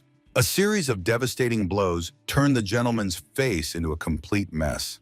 Through the flames of the fire, the youth calmly picked up a red hat from the floor. He granted the enemy life only as a tribute of respect to the loyalty of the late Ildo. The coward's gratitude choked on a new portion of blood from a sudden blow. Shock clouded the man's mind as another attack struck his body. A disgusting crunch was heard. The youth cold-bloodedly broke his legs. The broken aristocrat writhed in the flames from unbearable agony. The executioner sat down nearby, promising that the real torment had not even begun. A merciless gaze and tightly clenched weapon foretold inevitable retribution. The hand rose again amid the desperate wailing of the doomed. The youth poured poison directly into the victim's throat, watching the death convulsions. The youth sharply turned around, leaving the enemy writhing in flames and choking on smoke. He cast a glance at the dead mercenary. The promise to spare his lord's life was fulfilled. The boy left the hall, noting that the servant's ignorance always leads to disaster. Through the veil of flames, silhouettes emerged. The path was blocked by strangers. Three women in elegant dresses fiercely demanded explanations for the chaos caused. They hysterically accused him of destroying their home and losing their jobs. The youth advised them to stop this cheap masquerade and get out. A powerful spear swing pushed the insolent ladies back with an airwave. He cynically remarked that the concepts of justice or heroism were completely foreign to him. The boy indifferently walked past, leaving the women alone with their fear. Suddenly, a sincere thank you rang out from the crowd, causing him to hesitate. One of the girls was crying with happiness. She finally got a chance to return home. The image of a child who once took him for an ordinary beggar emerged in his memory. The young man barely smiled and disappeared into the darkness, denying his own kindness. The giant tower turned into a torch, illuminating the night sky with sparks. The city guard watched the fire, not daring to enter the bandits' territory. Panic was growing. The fire began rapidly spreading to neighboring buildings. The captain ordered to draw water immediately, trying to stop the inevitable disaster. The soldiers rushed to the wells, but their path was blocked by two strangers. The officer stopped the young man in the hat, suspiciously looking at his companion. The boy pretended to be Dr. Pecto, demanding to be led into the city immediately. The guard refused. Without orders from above, entry was strictly forbidden. The young man instantly grabbed the captain's clothing, skillfully imitating deadly panic. He lied about a mutilated aristocrat who urgently needed to be saved from poison. Fear of the leader's wrath made the captain turn pale with horror and despair. The hero pressed on the officer's hesitation, offering the only way to save his career. Cunning eyes flashed from under the hat. The trap for the trusting guard snapped shut. The captain nervously weighed the risks, fearing to make a fatal mistake. The heavy gates finally creaked open, letting the impostors into the very heart of the city. The young man and his companion passed the guard, but excessive politeness aroused suspicion. A sharp shout stopped them in their tracks under the heavy gaze of the guard. The guard demanded the immediate naming of the mysterious giant. While the boy remained silent, his partner made an unexpected move. Blood froze in the soldier's veins as he felt a powerful, deadly aura. Behind the bandages on the face, he recognized an ordinary servant from the local eatery. The companion skillfully played on the weakness, explaining the youth's presence with the help of medicine. Believing the lie, the guard ordered them to leave before the gates closed. The fugitives quickened their pace, leaving the guard post behind. The heavy gates began to slowly close, cutting off the way back. The clatter of iron put an end to their audacious breakthrough. In the forest thicket, the real servant was dying of terror under the threats of the stranger. The mutilated prisoner only helplessly sobbed, saying goodbye to life. The man in red removed his disguise, pleased with the perfect plan. He boasted about the ease of the breakthrough, enjoying the success of the adventure. The companion enthusiastically confirmed the tower fire was only part of a distracting maneuver. The mad plan testified that the youth was trained by a true master of his craft. The man tried to find out the name of the teacher who raised such a daring warrior, but in response, he received only cold and heavy silence. A flame flared up in the boy's memory, forever erasing the name of his mentor. The sudden realization made the hero stop for a moment. The companion continued to ponder the complexity of their plan. He called the boy a true hero who saves the weak from trouble.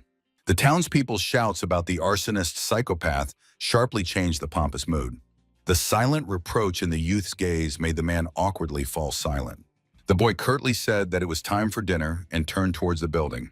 Already at the table, the partner greedily attacked the food, forgetting all worries. The young man ordered the companion to be quiet and finally eat. The partner greedily chewed, inquiring about the news of the recent fire in the tower. Around, they gossiped. The singers lost their jobs, and the arsonist became enemy number one. However, the news about the maiming of the cruel Lord Dao caused gloating in the crowd. People laughed, celebrating the suffering of the tyrant, while the heroes silently dined. The young man kept an icy calm, ignoring the festive noise around. The companion felt the tension and tried to cheer up the serious boy. He philosophically admitted, a true warrior protects the weak from the greed of the strong. The partner once again assured the young man's action was absolutely correct. A sudden scream interrupted the speech. Fear paralyzed the man. Behind him appeared a gigantic shadow with burning eyes and heavy weapons. The monster fiercely demanded to hand over the one who dared to spread rumors about his clan. The giant gripped the head of one of the visitors with an iron grasp. It was Dao Motion himself, the enraged head of the Pecto Society. The victim begged for mercy, choking on their own horror. With one move, the leader crushed the poor man's skull, flooding the floor with blood. The bloodied killer announced his name, causing the hall to freeze. He ordered the mysterious guest to come out of hiding, sensing his presence. The companions shuddered in shock, but the young man did not even raise an eyebrow. While the crowd tried to escape, the bandit promised to turn the evening into a massacre. Armed guards completely blocked all exits from the eatery. Dalmatian swore to kill everyone he met until he found the target. He tightly gripped the sword, preparing to start a bloody fight. A terrifying shadow loomed over the next victim, who was already saying goodbye to life. The partner wanted to smash the establishment to save himself, but the boy kept eating. The man grabbed for his weapon. He could not allow the innocent to die. The young man stopped his hand with an iron grip, ordering to remain calm. He explained the enemy did not come for them, pointing to the balcony of the second floor. There stood a blue-haired stranger, who ironically observed the chaos. The blue-haired woman from the balcony irritably dismissed all the senseless accusations. She mocked the rumors about the visit of the bandit's son to her establishment. Dalmatian clenched the hilt of his weapon in a frenzy of rage. With a devastating blow, he shattered the supports, accusing the woman of crippling the air. Pichon skillfully slipped away from the attack, preparing an instant response.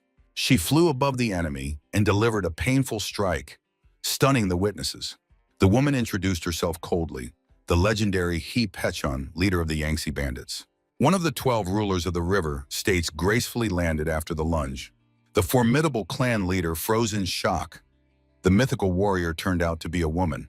Pichon calmly hid the sword, offering the enemy to put away the weapon.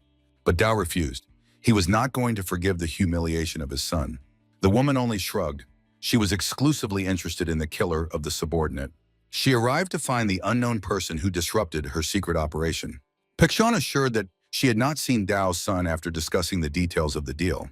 The whisper of the subordinate made the enraged clan leader suddenly change tactics. Dao lowered the sword, promising to personally verify every word of the guest. In case the truth was confirmed, he guaranteed official reconciliation and respect. The crowd sighed with relief, believing in a peaceful resolution of the conflict.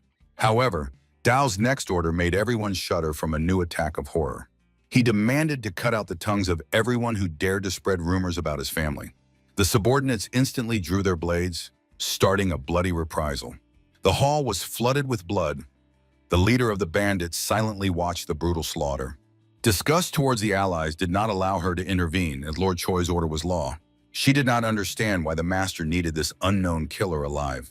Baekjeong irritably sprang from her place, preparing to personally teach the insolent bastard a lesson. Meanwhile, the young man and his partner calmly discussed the distribution of forces in the city. Next to them, in pools of blood, the brutally beaten opponents groaned. The dark-haired warrior suggested removing one of the persistent enemies from the path. After a hearty dinner, he hinted at the perfect time for a night raid. The boy agreed to act according to the usual scheme, a quiet entry and a maximally loud finale. The partner thoughtfully covered his mouth, conceiving a new daring idea. A cunning smile spread across his face. The plan was ready. The young man only confusedly bowed his head, not understanding his companion's intention. The Pecto residence was drowned in mourning. The wind fluttered the funeral wreaths near the entrance.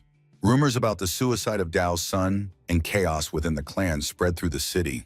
Passers-by whispered about the death of the scoundrel, fearing the wrath of the bandits. Suddenly, one of the townspeople shouted indignantly, encountering a vagabond. The heroes changed into rags, carrying heavy wooden structures on their shoulders. The residence guards watched warily as suspicious poor people approached. The companion checked the boy's readiness to act alone one last time. A spear blocked the way. The guard demanded silence during the mourning. Instead of excuses, the youth rushed at the guard with a fierce scream. The frightened soldier barely managed to dodge the sudden attack. The boy breathed heavily, showing uncontrollable anger. He swung a huge ladle, pouring a portion of filth onto the enemy. After the devastating blow, the cleaner exhaled heavily. The guard screamed in disgust, trying to wipe the filth off himself. The second guard pinched his nose, ordering the stinking guests to go immediately to the restrooms. Despite doubts, the dirty workers were allowed inside. The partner brazenly suggested a search, but the guard waved them off with disgust. The heroes were ordered to stay in the backyard so as not to spoil the guests' appearance. Pinching their noses from the stench, the soldiers let the saboteurs onto the territory. The companion just smiled. These killers were much worse than any filth. However, the young man warned, the real trial awaited ahead. It became clear it was about a dangerous meeting with the river banditess. It was necessary to find out how closely the butcheress was connected to the Pecto clan. The boy quoted wisdom about teachers who can be found in any crowd. He suddenly shouted, attracting the attention of random bandits in the yard. The victims were chosen. These scoundrels were to become their first teachers. The guards' shock turned into panic. A terrifying red aura enveloped the disguised saboteurs. A short Emda, the young man contemptuously poked the unconscious enemy with a stick. Luck smiled upon them. The leader and the butcher were holed up in opposite parts of the residence. Time to act! Ahead was a crowd of armed guards. Seeing their beaten comrade, the enemies instantly drew their blades. Target distribution: west, to the young man; east, to his companion. The one who calls to hell and the master of plum blossoms prepared for battle. A flash, and the guards' bodies flew apart under a bloody rain. The survivors panicked and rushed to flee down the narrow corridor. Blood on the walls testified death had already caught up with the cowards. The boy swiftly raced over the tiled roofs, avoiding the pursuit. The path was blocked by an ambush on the ground. The enemies were already celebrating victory. Icy contempt and a flow of energy instead of words. A devastating strike with the staff, and a black wave shattered everything around. The boy softly landed on the bridge amid bloody debris. The red-haired captain with a fiery aura recognized the legendary Sun Shen. Accusation of murder and an order to attack all at once. The youth swiftly deflected a barrage of blows, balancing in the air. The taste of his own blood on his lips. The fight was dragging on. The staff struck the railing, changing the trajectory of movement. An acrobatic somersault over the heads of confused enemies. Enemies were caught in shock. The boy jumped straight into the river. The leader triumphed, considering the jump into the water a fatal mistake. But the silence of the water was broken by a powerful underwater explosion. A column of water and a frightened carp flew into the faces of the guards. Turbulence, a geyser of blood and water, and the next enemy was swept away. The young man appeared on the crest of the wave, washing opponents off the bridge. Panic and screams. Dirty water smashed the bridge, and the enraged hero landed among the ruins. Black energy flared in the hero's eyes, preparing the final blow. A mighty wave washed the last guards into the unstoppable current of the river. The commander barely scrambled to the shore, furiously searching for the missing enemy. The subordinates report shocked. The scout broke into the main house. The leader's face twisted with horror. The clan leader himself was there. The guards looked around the ruins of the bridge in confusion, not understanding the scale of the disaster. One of the survivors pointed north, sending the pursuit on a false path. The commander believed in the escape through the mountains and ordered to immediately catch the violator. He rushed forward, hoping to save the remnants of his reputation. The real youth watched from the shadows the futile efforts of the enemy squads. The leader comforted himself with the illusion that the wounded enemy was easy to catch.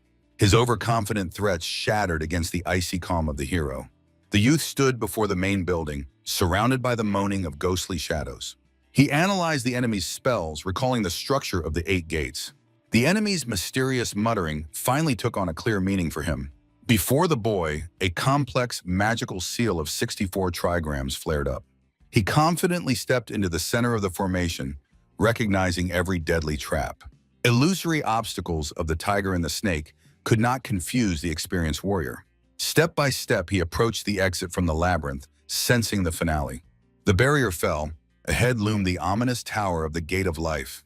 The heavy doors opened, releasing thick gray smoke into the night. A hoarse voice came from the darkness, making the hero wary.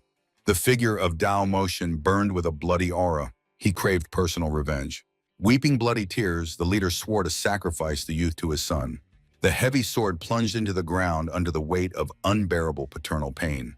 The boy silently listened to the enemy's speech about the tragedy of the lost lineage. Dao's frantic scream shattered the silence. There were no words for his grief. The youth's dark energy flared in response to the opponent's despair. The enraged father rushed into attack, putting all his fury into the strike. The weapon clashed with a blinding flash, starting the decisive battle. The head of Pecto could not believe his eyes. The young man was deflecting strikes of peak power.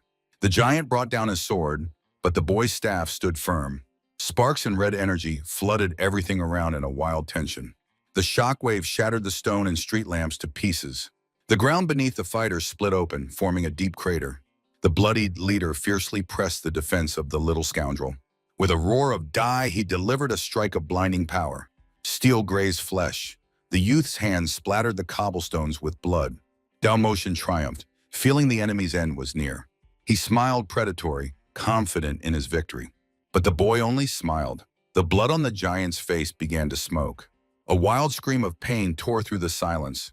The poison began to burn the eyes. The young man mockingly noted that Dao's son died from the same trap. The mention of the child turned the leader into a true demon of rage. The hero soared into the air, preparing a devastating counterstrike. Streams of energy crashed down on the giant, turning everything into ruins. Blood flowed thickly from the injured eye of the cornered bandit. He barely managed to shield himself with his sword from the barrage of fierce attacks. Dao realized the young man deliberately exposed himself to the strike for the sake of the poison. The leader saw only a dangerous provocation in the boy's actions. Casting aside doubts, he spun his sword in a devastating energy vortex. Waves of pure power began to cut through the space around the fighters. The young man noticed an open zone and rushed into the final attack. The black staff filled with deadly power and determination. The lethal stroke of the weapon almost reached the enemy's head. Suddenly, time froze. A premonition of death pierced the boy's body. The survival instinct acted faster than reason. At the last moment, he changed trajectory, avoiding the invisible blade. The blue-haired He Pekchun landed on the roof, reminding Dao of their bloody deal. The young man realized he had fallen into a double trap so carefully prepared by the enemies. The bandit cold-bloodedly proposed to split the boy's body in half. The hero instantly recognized her as the legendary Thousand Heads. The woman recalled an old debt for the water market, justifying her appearance. A blue aura enveloped the assassin, who was not used to leaving accounts unsettled. The young man raged. The fight with two masters was becoming deadly dangerous. Enraged, Dao demanded that the accomplice immediately come down and stop babbling. A brief confrontation between the leaders only added tension in the air. Pekchon sprang from her place, turning into a swift white lightning bolt. She flew down, crossing her blades for a cross strike. With a maniacal smile, the bandit craved only the head of the three-level abyss. The black staff blocked the strike amid the roar of sparks and the screech of metal. The boy restrained the onslaught, pushing aside unnecessary thoughts for survival. Pekchon taunted, demanding real power instead of empty rumors. Another devastating blow forced the youth to use all resources for defense. Dalmatian intervened in the fight, releasing a beam of hellish energy. The leader Pekto fiercely demanded not to interfere with his personal execution of the upstart. Despite the quarrel, both monsters simultaneously attacked the exhausted boy. The bandit mocked the anticipated moves of his clumsy ally. Taking advantage of the chaos, the young man created a black vortex, forcing the woman to retreat. "Got you!" An icy voice sounded a moment before the collapse of Pekchon's defense. A lightning-fast kick sent the stunned bandit into a prolonged flight. The boy broke through the barrier, ignoring the giant's powerless rage. Dalmatian cleaved the space with giant waves of red death. He laughed madly, considering the young man's desperate resistance merely a futile amusement. Suddenly, the floor exploded with black spikes, interrupting the bandit's triumph. The hero soared above the enemy with a blazing staff, preparing the final verdict. The young man descended from the sky, activating a bloody magical seal. Dalmatian met the attack with a powerful whirlwind of steel and fury. The giant put all his immense strength into the swing, tensing every muscle. The boy skillfully maneuvered, simultaneously blocking the attacks of both masters. The banditess smiled fiercely. She was confident that the trap had finally closed. She crushed the stones underfoot, forbidding the enemy to hope for rescue. The explosion of energy blinded everyone, and Pekchon's manic excitement reached its limit. Suddenly, the target disappeared, leaving the killers in complete paralysis. The youth soared into the night sky, freezing against the backdrop of the cold moon. The rapid fall ended with a devastating blow to the face of the blinded giant. The leader's face turned into a bloody mess under the weight of the unexpected attack. The hero elegantly retreated, while the enemy barely stayed on his feet. The head of Pekto spat blood and declared the beginning of a real slaughter. The roar of his voice split the earth, summoning the entire elite of the sect. From the wild roar, the banditess covered her ears, and the boy felt the approach of dozens of shadows. The best killers of the sect instantly responded to the call of their enraged master. 32 masters of death surrounded the young man with a tight ring. The boy gripped the staff tighter, calmly assessing the chances of the doomed enemies. He ironically dubbed this slaughter a too-heavy walk after dinner. A wave of mercenaries rushed forward with a single craving for blood. The black staff cut through the crowd, covering the pavement with mangled bodies. The deadly countdown began. Each strike eliminated an elite fighter. He threw the weapon into the enemy's face, continuing his bloody tally. The guards rushed at the unarmed boy, considering it their only chance. However, the hero's fists filled with destructive magical power. He tore flesh and crushed bones with bare hands with incredible cruelty. Catching the staff in flight, the young man coldly recorded another death. The blood-soaked monster towered over the battlefield, instilling primal terror in the hearts of the survivors.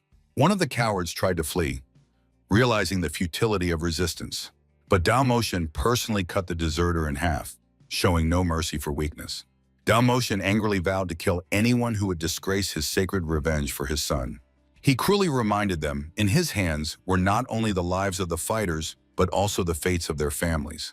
Cornered and desperate, the killers shuddered while the young man silently watched this pitiful spectacle. Suddenly, a relaxed voice of a partner suggested stopping the pointless waste of time. The sect leader went mad with rage upon hearing the audacity of yet another psycho. Under a rain of pink petals, an elegant warrior appeared on the battlefield dressed in red and black. With his hair loose, he confidently strode through the stunned guard formation. The man adjusted his collar and apologized lightly with irony for his lateness. His blade flared red. The flowers really needed time to bloom. The young man irritably asked why his partner appeared much later than agreed. The boy met excuses about the subtleties of gardening only with icy, disapproving silence. The swordsman noticed the hero's exhaustion and advised him to finally take an interest in flowers. The massive Dao sword sliced the air. He recognized the legendary deadly plum blossom. The master ironically mocked the giant for cowardice and the habit of hiding behind the backs of subordinates. The enraged leader called the opponent a one-armed freak, trying to calm his own anger. The hero sarcastically replied, "To clean up such a pile of crap, one hand was quite enough for him." Standing shoulder to shoulder, the swordsman cheerfully announced that his warm-up was just beginning. He suggested splitting up, promising to personally take on the sect leader.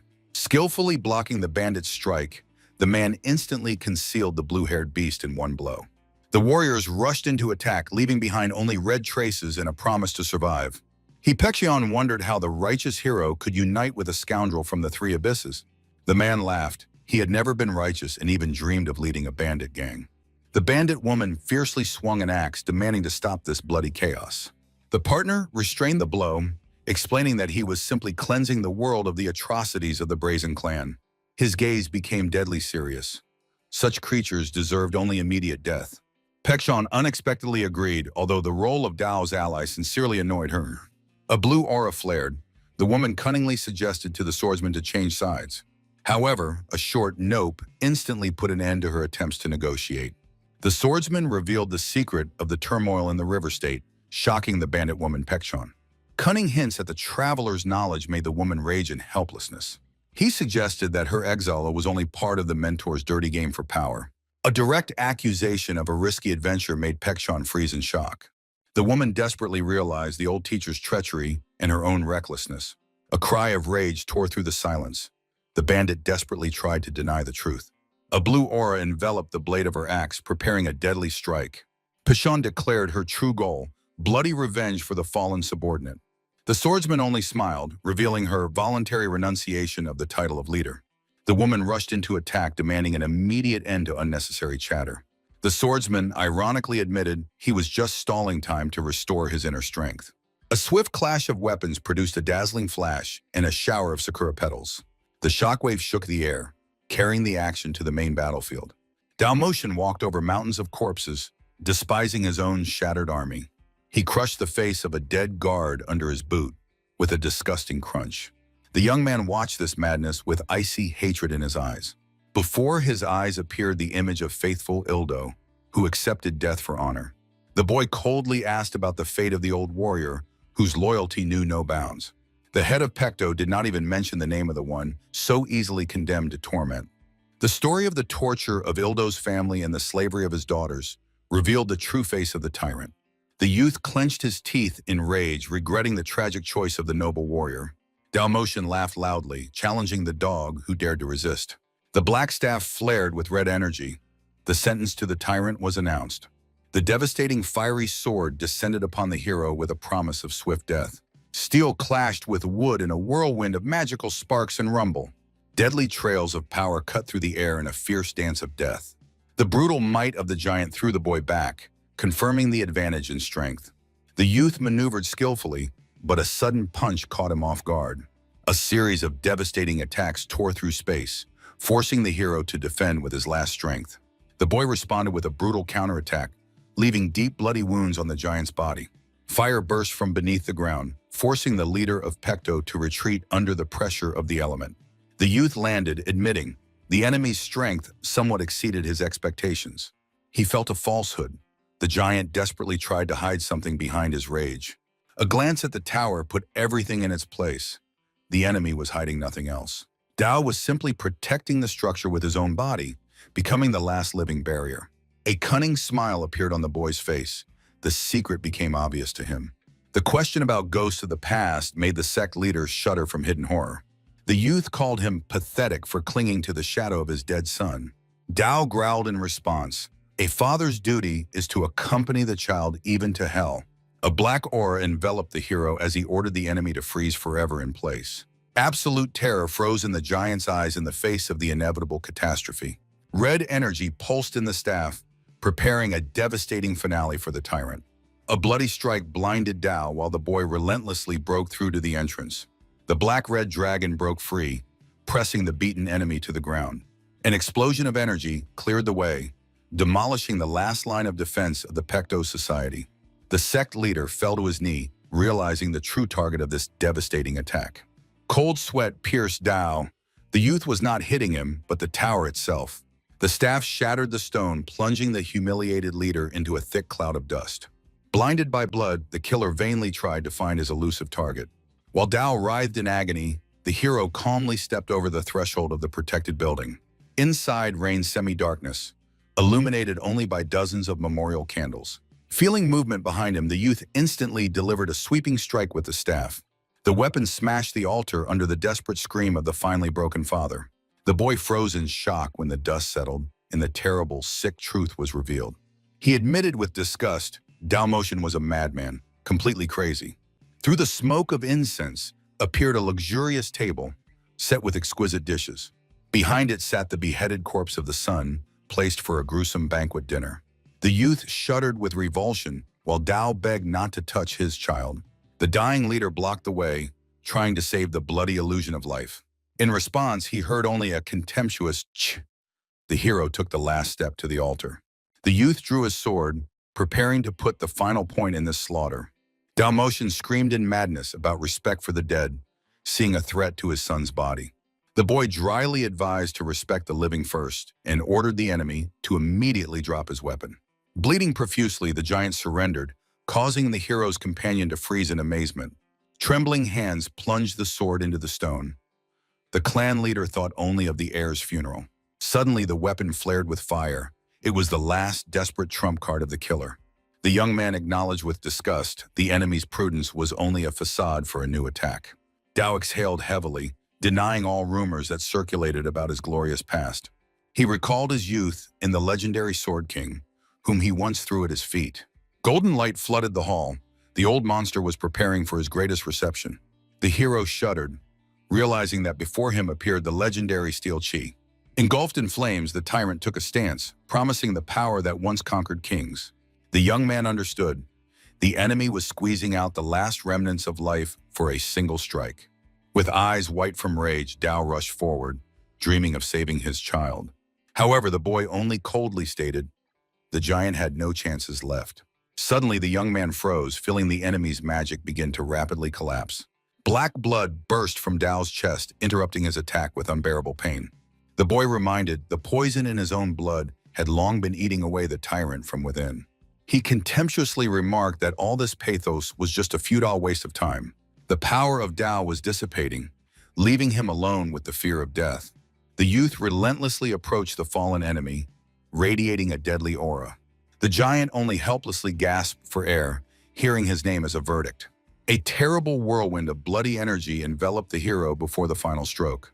A devastating blow tore the tyrant's body apart, washing the floor with fountains of blood. The polluted hands of the sect leader fell powerless, marking the end of his era. Beaten and humiliated, the leader hoarsely begged the victor for one last favor. Blood-soaked father prayed only for a chance to bury his child with his own hands. The youth silently watched the killer's agony, showing not a drop of compassion. He agreed to send him to hell so that their Tao would eternally repent before his victims. Dalmatian was bleeding profusely while the shadows of dead souls triumphed over his agony. The sins of the past finally consumed the tyrant, tearing him to pieces in the last darkness. With his last effort, the killer lifted the lifeless body of his son, embracing him with unbearable pain. The bloodied hand gently touched the pale face. The father was saying goodbye to his only child. He carried his son to the altar, dreaming of peace for him at least in the afterlife. Amid the raging flames, the giant wished the boy happiness that he had not known in life. The multi-tiered tower turned into a gigantic bonfire while the youth left the ruins alone. The partner met him in the shadows, noticing the hero's slight delay. The boy dryly reported the bandits' escape. This target slipped from his hands. The companion philosophically acknowledged, "Love for one's child does not give the right to destroy others' lives." He called the giant a fool, but the youth sharply interrupted him. The time for sentimentality was over. The plan changed. Ahead was not only the exposure of bandits, but something much larger in scale. The young man was going to provoke the entire alliance and arrange its complete annihilation. The partner laughed, once again convinced of his leader's boundless madness. Dawn met the heroes at the gate of the residence, opening the way to a new, even bloodier war.